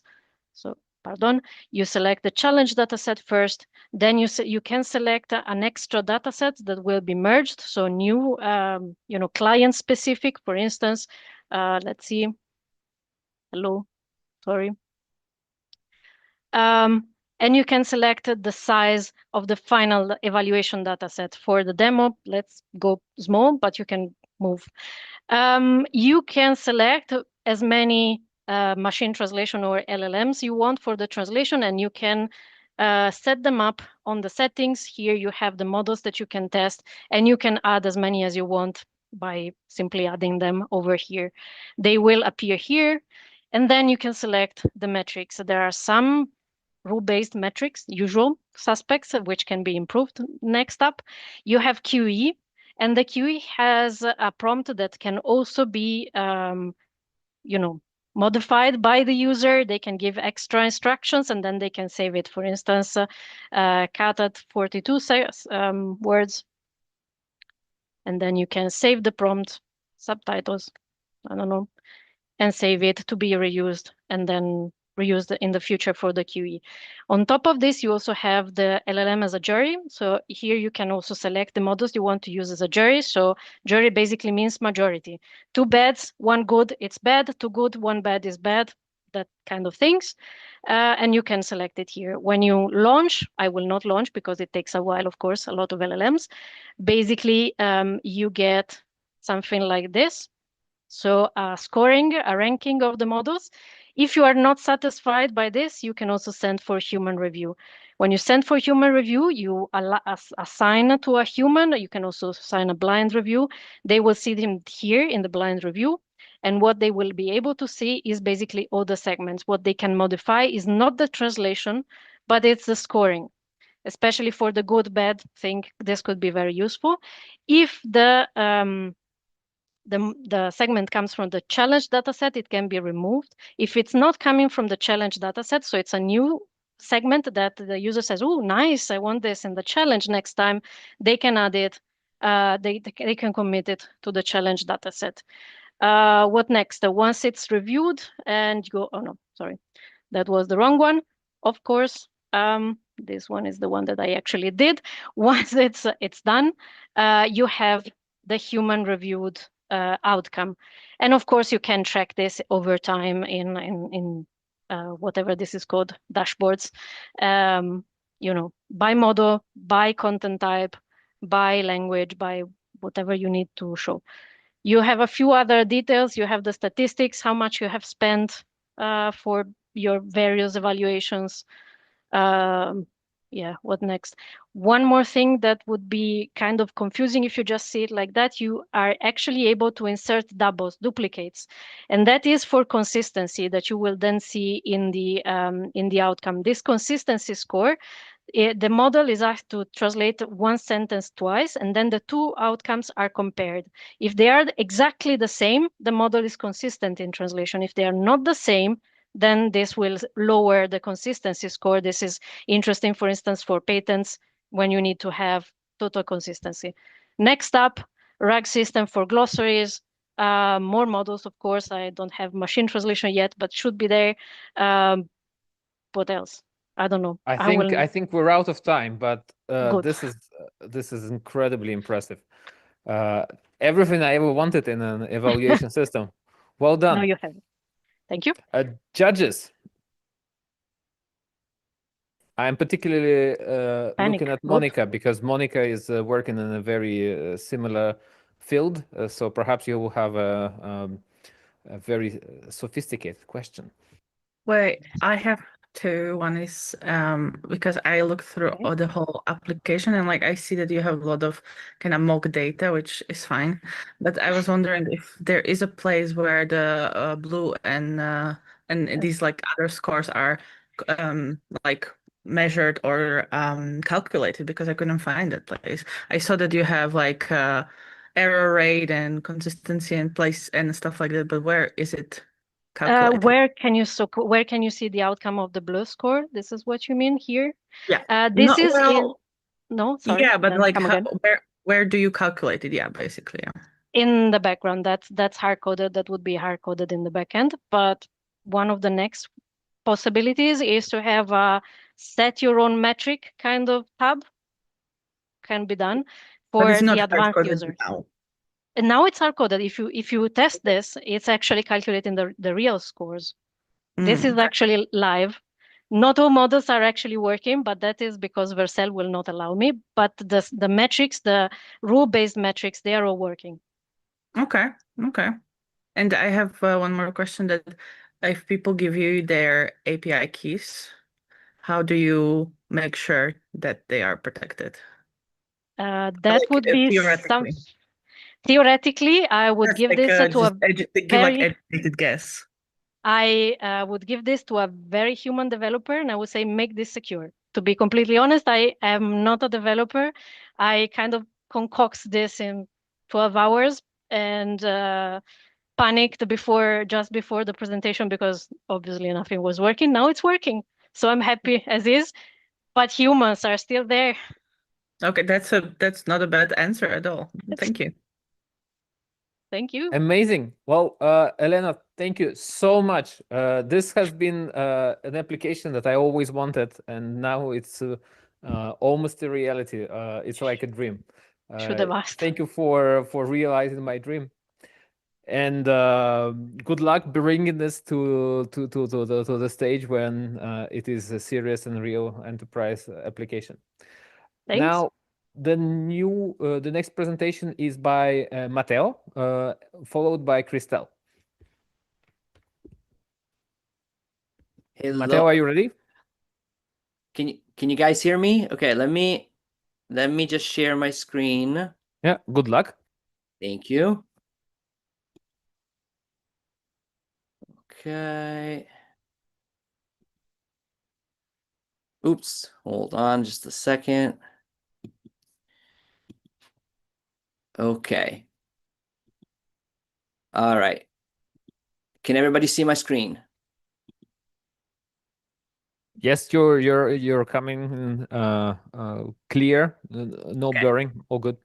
Very well, thank you. So I responded to the second challenge, the finding the right model, and I called it Model Waldo because where is Waldo? Where is the model that that is going to work for our localization content? So you have the same challenge as Elena, so we'll be able to compare the tools side by side. I do, side by side. That's right. So Model Waldo is a content-aware model selection engine for localization teams, right? How does it work? All right, so it requires you to add. It asks you to add your source content. You could also paste your source content. And by the way, sorry, before going to the model, so what I used ChatGPT as my developer. Matteo, your screen share is paused. If you could restart it, please. Oh, is it? Okay, hold on. Stop sharing.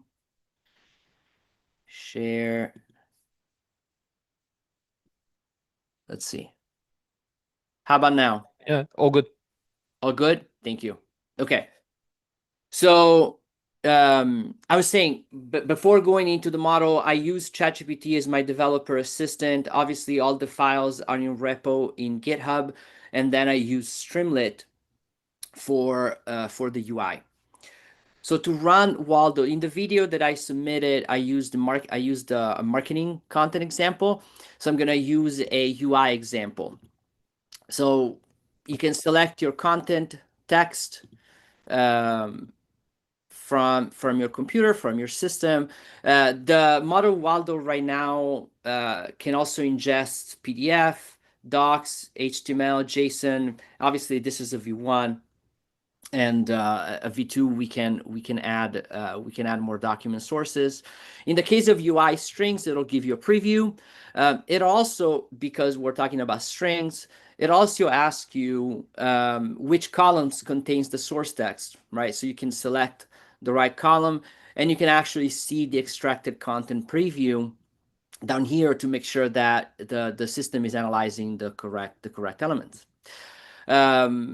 Once you have uploaded your source content, and right now for the V1, the source content is locked into English, and we can obviously expand in V2, then you can select your target language, and there's a few target language selection already, all the major languages. So we're going to select German for this example. The business priority. So what is your, do you have a bias toward quality? Do you have a bias toward cost and efficiency? Or you just don't have any bias at all, you don't care? So in this case, we're going to use cost because, it's UI development and we need to keep the cost down. The urgency, are you going to need the localized content right away? or you don't have any urgency once the source content is submitted for localization. So in this case again, we're gonna say hi. And then content type, we can let Model Waldo detect the content, or we can add the content ourselves if we know it. And also some content requirements down here. In this case, I have flagged that the placeholder, the tag, and the format is required, right? Because we're talking about UI strings. But if you had marketing content, you probably wanted to flag that a glossary is going to be used alongside the localization, a terminology, a term-based document as well, or brand tone, right? It's going to be important. Trust creation might be required, and all these elements are going to be weighed in the final score when we select the right model. Okay, so once we have all our input in place, then we're going to run the model. Now the models, how does Model Waldo works? Well, it uses an LLM, and I've only have one right now, one option, GPT 5.4 mini. It uses an LLM to analyze the source content, right? So it identifies the content type, the evidence behind the classification, terminology sensitivity, formatting risks, brand sensitivity, legal risk, and other localization constraints. And then those signals are passed into the local scoring engine, which is coded in the backend, right?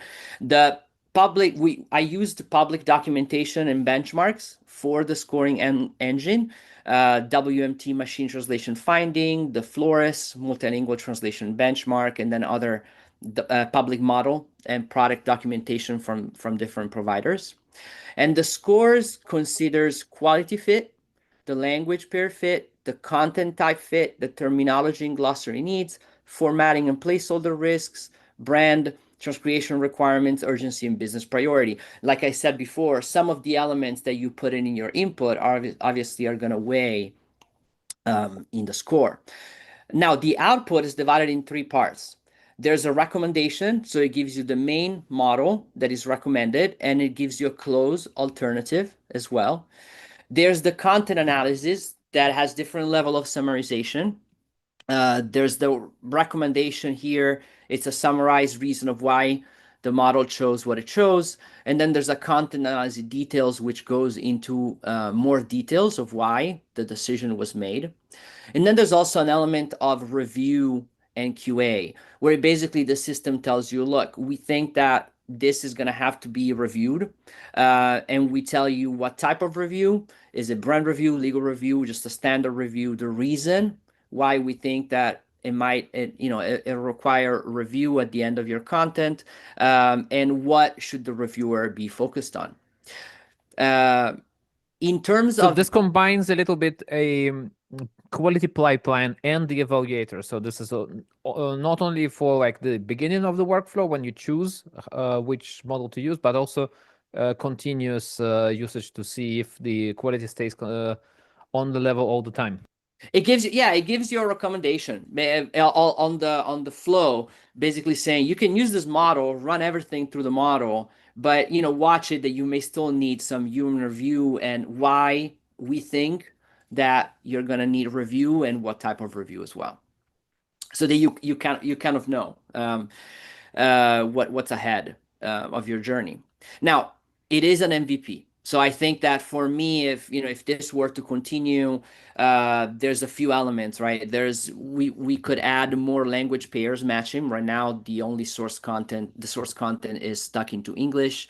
I think in terms of the scoring system, more documents and more models can be added into the scoring system. I would also want to run more content. I only had really 20 hours to put this together. So I think I would want to run a lot more content through the system to check it and to continue to see how accurate the score is and refine the scoring model.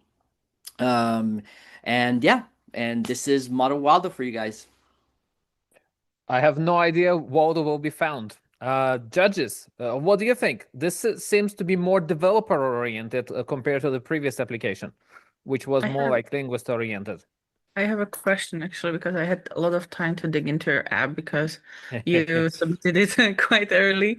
So I was wondering, can you explain the logic behind the language buckets you created? Because I've seen that you kind of put the languages into 3 categories, and I was wondering if it wouldn't make more sense to put the languages according to how resourced they are. So like high resource, mid, and low, you put them into category European. What kind of category is European?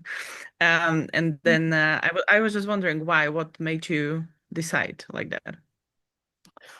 So that's really a good question. No, I think in terms of language category, look, I'll be completely honest. I would have to go look at it myself because I am not a developer. I think the original idea when it comes to target language, and if I understand your questions, are you talking about the language selection or how they're I think because when you are selecting the language, you are giving it like a point on how complex it is. Yes. And the score is counted from 2 different buckets of language buckets. And in one, you rank them according to how complex they are. And in Yes. the other, you rank them geographically for some reason. And that's why I was wondering about, because you have languages that are not European, but are still more resourced than some European languages. I'm a Slovak native speaker. Slovak is it's a European language, but it's very low resource, for example. Of course, it was not among your languages. I was just wondering, like, why would somebody put such in such, because it's important, right? Like the how you score the languages, that's important.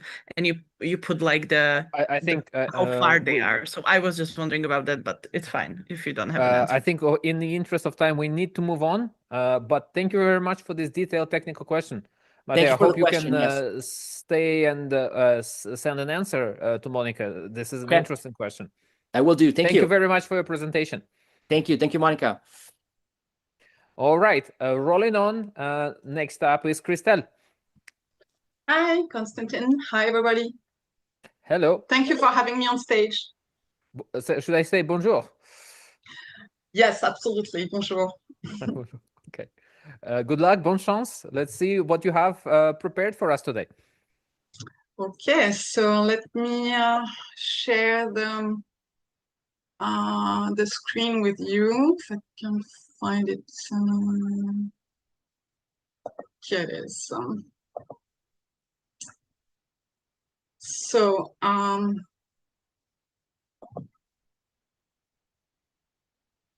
would like to close this. And, no, it's not. So I'll have to start over. Sorry.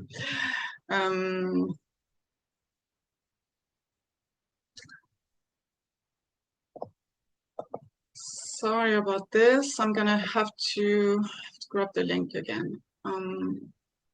If you'd like a minute, we can swap you with Patan and come back to you in a minute. It's fine. I have it here. Oh no. Yes, let's do that. Sorry about it. Patan, if you're ready, would you like to go first and give Christelle a minute to prepare? Yeah, sure. Oh, it's here actually. Okay. Sorry. All right. It's just that I wanted to close this part because you guys are on the right on my screen. I can't, so it's not very practical. But, I don't see how to do it here. Anyway, we'll do it like this. Can you see my screen? Yes, everything's good. You're good to go. Okay, so this is a website, LQA Auditor, and it's designed for well, the whole idea behind this tool is to make quality audits of multilingual websites more accessible. For this tool, you only need 2 URLs: the source URL and the translated language URL.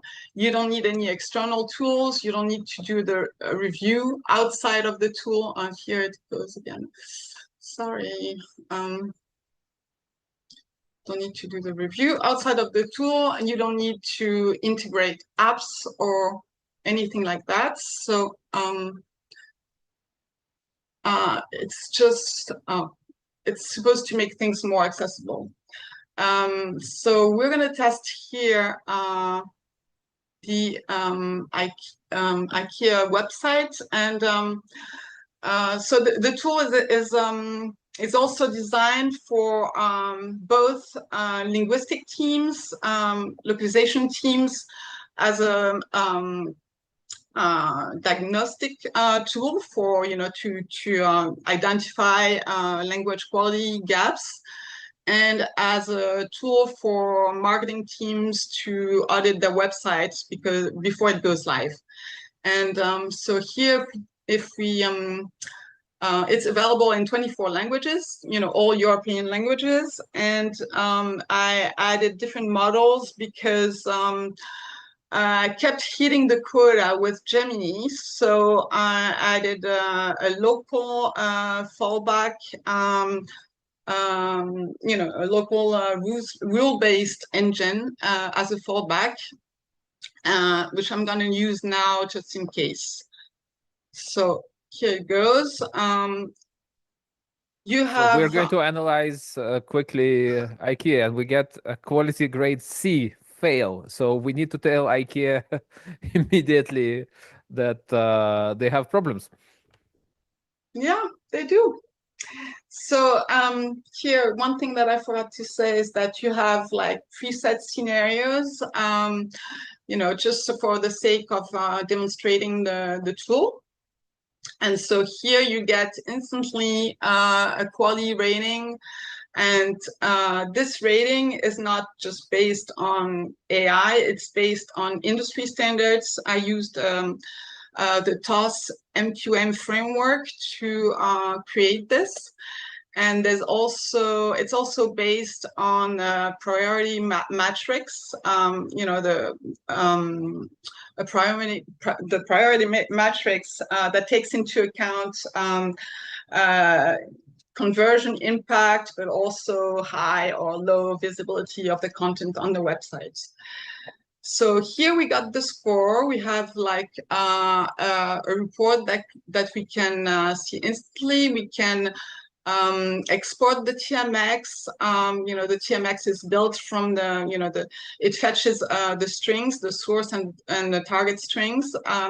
You can export the TMX from that. And most importantly, it has a full workflow for human review that's integrated.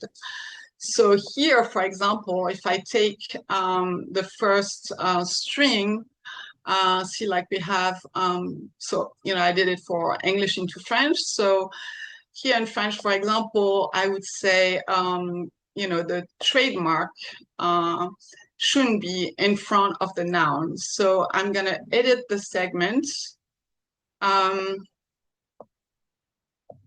Okay. So I'm going to edit the segment, and I'm going to put it plus, a space is missing here, and I'm going to put it here. And I approve the string, and I can sync it with the TMX.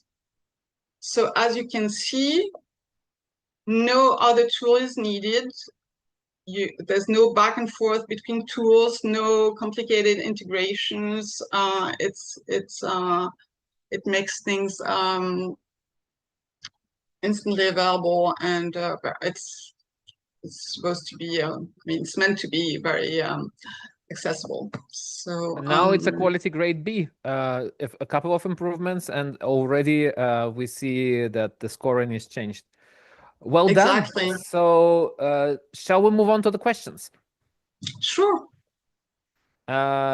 Please, dear judges, questions to Christelle? We haven't heard from Stefan for some time. Stefan, you're on the spot. I am on the spot, and I was actually taking a phone call for work in between. So you're putting me on the spot in the most deliberate, embarrassing way. I apologize profusely. Would you like to Gergana to rescue you? Yeah, Gergana, rescue me, please. No worries at all. I actually like very much. I already tested a little bit of your environment because we had some time. What I liked very much is how easy you can edit and you can test out these things. And I also like the MQM, like whether you have it like strict a little bit less and so on. But maybe Monica would have more on the evaluation part rather than the user experience, because that's what I value a lot when I see a report, and I appreciate it very much. I think I liked your model too. I tried it and I did see some errors with the offline options, but I think that's to be expected. I wonder, you say, I'm actually not sure if it was you because I've seen so many, but was it you that said that you are ISO standard something? Standardized. It was you, right? I didn't say that, but actually I am. I mean, I just got I think it was certified only last week, so yeah, okay. So it was on your website at the end But, somewhere. And I was wondering, like, how, where, maybe why. you just say something. sorry. Maybe Was you're it just you? referring to this, you know, at the, you know, whatever is in the footer, because it's, you know, well, it is actually ISO compliant. Yeah, ISO I compliant. think. That is what it said. Yeah, I was wondering, Yeah. like, if you can maybe tell us a bit more about that, because I was wondering, like, how exactly it is ISO compliant. Well, you know, it's a lot of the compliance is already in the workflow. Actually, I didn't really have time to think about it. I think, you know, Yeah, this because was I just saw it and I thought, like, what an interesting thing. Like, I haven't seen it anywhere else, so that's why I remembered. But yeah, a good question actually, because I think the AI probably just inferred that from questions or It something takes a that I bit put more than this in to the get AI, certified, because but I went through compliant. this ISO certification last week, so that's probably why it's added here. It's added here, but let me think about it. I mean, sorry, I didn't know I'm going to be asking can. questions people have to think about. I'm sorry. I was No, let but me let me think interject here. We need to move on. We're already past the hour, and we still have Okay. 2 presentations to do. Merci beaucoup, Christelle. Donc, Je vous en prie. Thank you very much. looks great. And next up, we'll have Denis. I hear that Patan needs a moment to prepare. So, Denis, are you ready? I guess so. Well, take charge. If unless Patan, I heard from Jill that you need another minute. Yeah, I'm here. I'm here.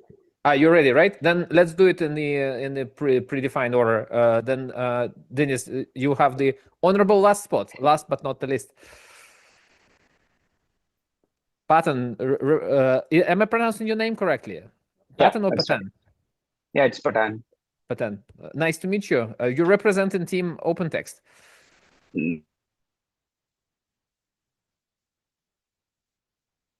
I hope you guys can hear me.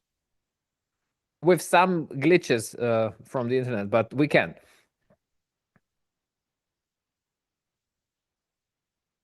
At least, no, it went down. You can hear me now. So, yeah, we have selected the modal fate, the same idea that has been presented by a few of our representatives here. And that we have here that I'm sharing on my screen. Yes, we can hear you, but sometimes the internet goes up and down. The connection.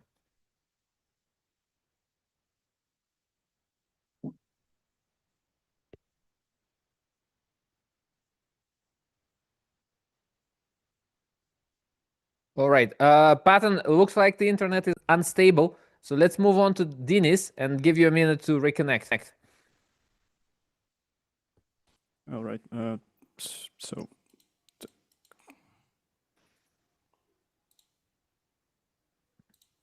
Denis, if you're ready, take it away. Yep. Can you see my screen? Yes. Yeah. Fine. Excellent. So I worked on a capacity planner a bot for Slack. Excellent. Yeah. So we have the project. two. Yeah. The You and project William. is much more minimalistic than the Williams project. That's like way far.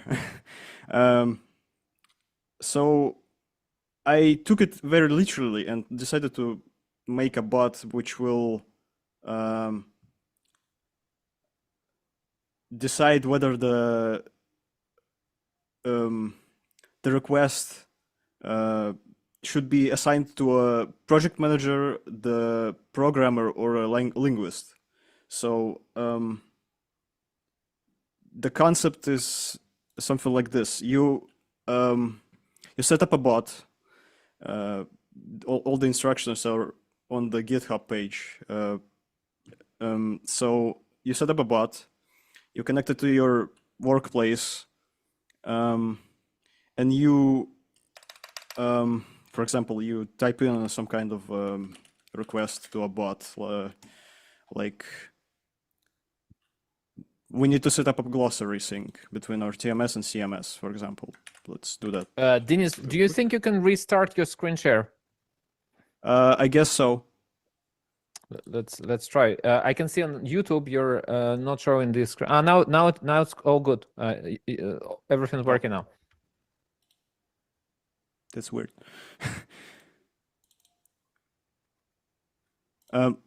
Is it working right now?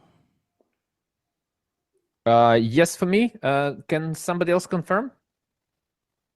Jan, do you see the right? It's starting up right now. Yes. Yeah. Now we can see it. Yeah. Well.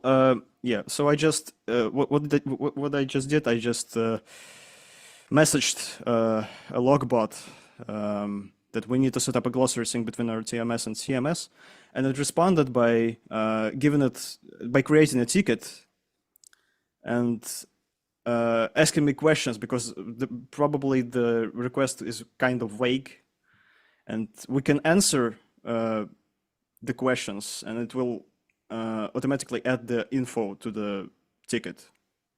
Also, we can claim ticket or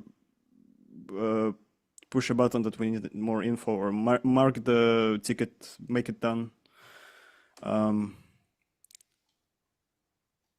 Can you process both localization and engineering tickets in this way? Yes. I might need your help in that. Like, I cannot come up with an engineering task right now for some reason. I'm way too nervous for that. Don't worry, you're among friends. You're showing to the crowd of people who is really interested in this kind of thing, and we're all in the same boat. This hackathon here is exactly to highlight that we localization people can be builders. We understand the business needs better than developers who have never been a part of localization, and we can build amazing stuff. Yeah. Well. I have limited time. I'm trying to come up with this with some kind of task, like engineering task. I don't know. Maybe fix formatting on page X.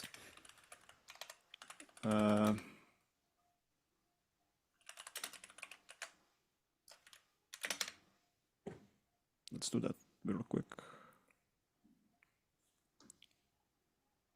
Okay, so it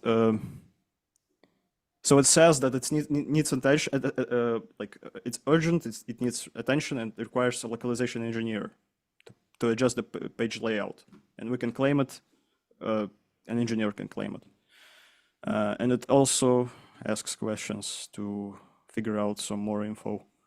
Is there a way to see how many tasks a person has taken? For example, if we have two engineers, one is very attentive and the other one is kind of slacking around, can the system check who is the responsible person? Well, I guess, but like by design, it's right now you can check like the total amount of the things, like the total amount of work which is open right now, which are tickets that are not closed right now. So we have a command like log queue for that. Yeah, so right now we have like 3 open tickets which are routed to the to some kind of specialist. Yeah, the thing is that some of the tasks right now, the bot right now doesn't automatically like assign a specialist to it. It's like it kind of like arranges them. So it's an information system so that people can step up. Exactly. So yeah. Great. Any one question to Denis? Stefan, you can redeem yourself by asking the question now. Yeah, no, I was maybe that a thought is appropriate here, and maybe I can reassure Dennis a little bit, because almost every speaker that we've had in the hackathon here has started by saying that they're really not an engineer, and then have shown us something that looks very much like something that could only be done by a real engineer in my mind. And so some of the solutions look like they've been worked on for 6 months. Some of them look a little bit more rudimentary, but even the one that you just showed, Dennis, that wasn't maybe the smoothest one, looks way more complex than anything that I could come up with in 48 hours. So congratulations, and don't feel too bad. Yeah, maybe I don't know. Maybe I'm just way too nervous because I had like a very limited time, and I didn't want to present anything, not worth showing. It's just, the nature of me. No worries. I think the audience sends you lots of emojis of support. Yes. Yeah. Thank you very much. This has been great. Let me say that we're a bit over the time, 15 minutes over. So perhaps this is the moment to say, this ends the main program, the broadcast. We will wrap up here. Those of you who would like to learn vibe coding yourself, right now Maria Suhareva is opening her workshop on Codex, how to vibe code with that coding assistant or model assistant development tool, MAD. I hope you enjoyed this conference. I, for one, really did. I think what we've seen at this conference gives me a lot of hope and a lot of belief in us, the language folks, that we can do stuff, that we are in the right wave, in the right place, with the right skills. And some of us are learning, others are already accomplished, but together we represent a very capable group of people. And if we need any further proof, then stay with us for October and November edition, the second edition of GenAI and Localization this year. We'll see how this story develops. I would like to thank... I don't want to be rude, but I think we should thank you for organizing the conference, and nobody's really given you any thanks today and over the last 3 days. And we should also thank the people that have been hard at work behind the scenes in the logistics of this and putting this together. Why don't you go on stage and we say thank you to you in a personified way? Yeah. Jillian Maxwell, Andrew Hickson, Daria Stepanova, thank you so very much for taking care of things behind the scenes. And Konstantin, thank you for a fantastic conference. And also a heartfelt thank you to my co-moderators, Jan Hendricks and Maria Braddock there. Stefan, and thank you for being the voice and the face of the conference this time. You really put an extra effort so that we are noticed and that people know about the event. Spread the word. Join the final workshop if you are staying on for the premium content, and we will announce the winner based on your votes and based on the judgments by the panel here in about 2.5 hours. So stay tuned. We'll follow up with recordings, presentations, all the things that you need to be prepared for this AI wave. Thank you again. Good luck. Over the past 2 days, we had the privilege of seeing some remarkable innovations from across the localization industry. Thank you to every company and team that shared their ideas, experiments, and real-life experiences during the Innovation Challenge. As this year's sponsor for Innovation Challenge, we're proud to support a community that's actively building the future of localization. So from all of us at PoEditor, thank you for inspiring us and congratulations to everyone who took part.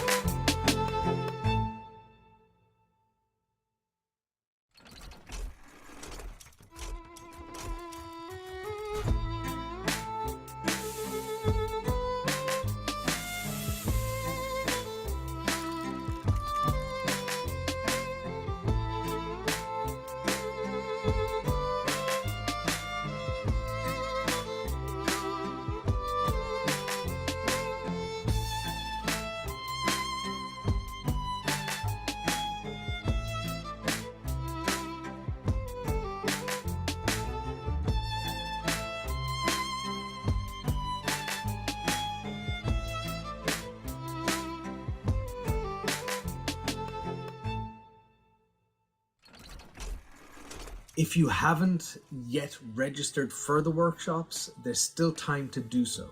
Simply scan the QR code on the screen to secure your place. Your workshop pass gives you access to 3 practical hands-on sessions led by people who are actively building the future of localization. You'll leave with real-world insights, practical skills, and resource materials to help you apply these tools immediately in your own organization.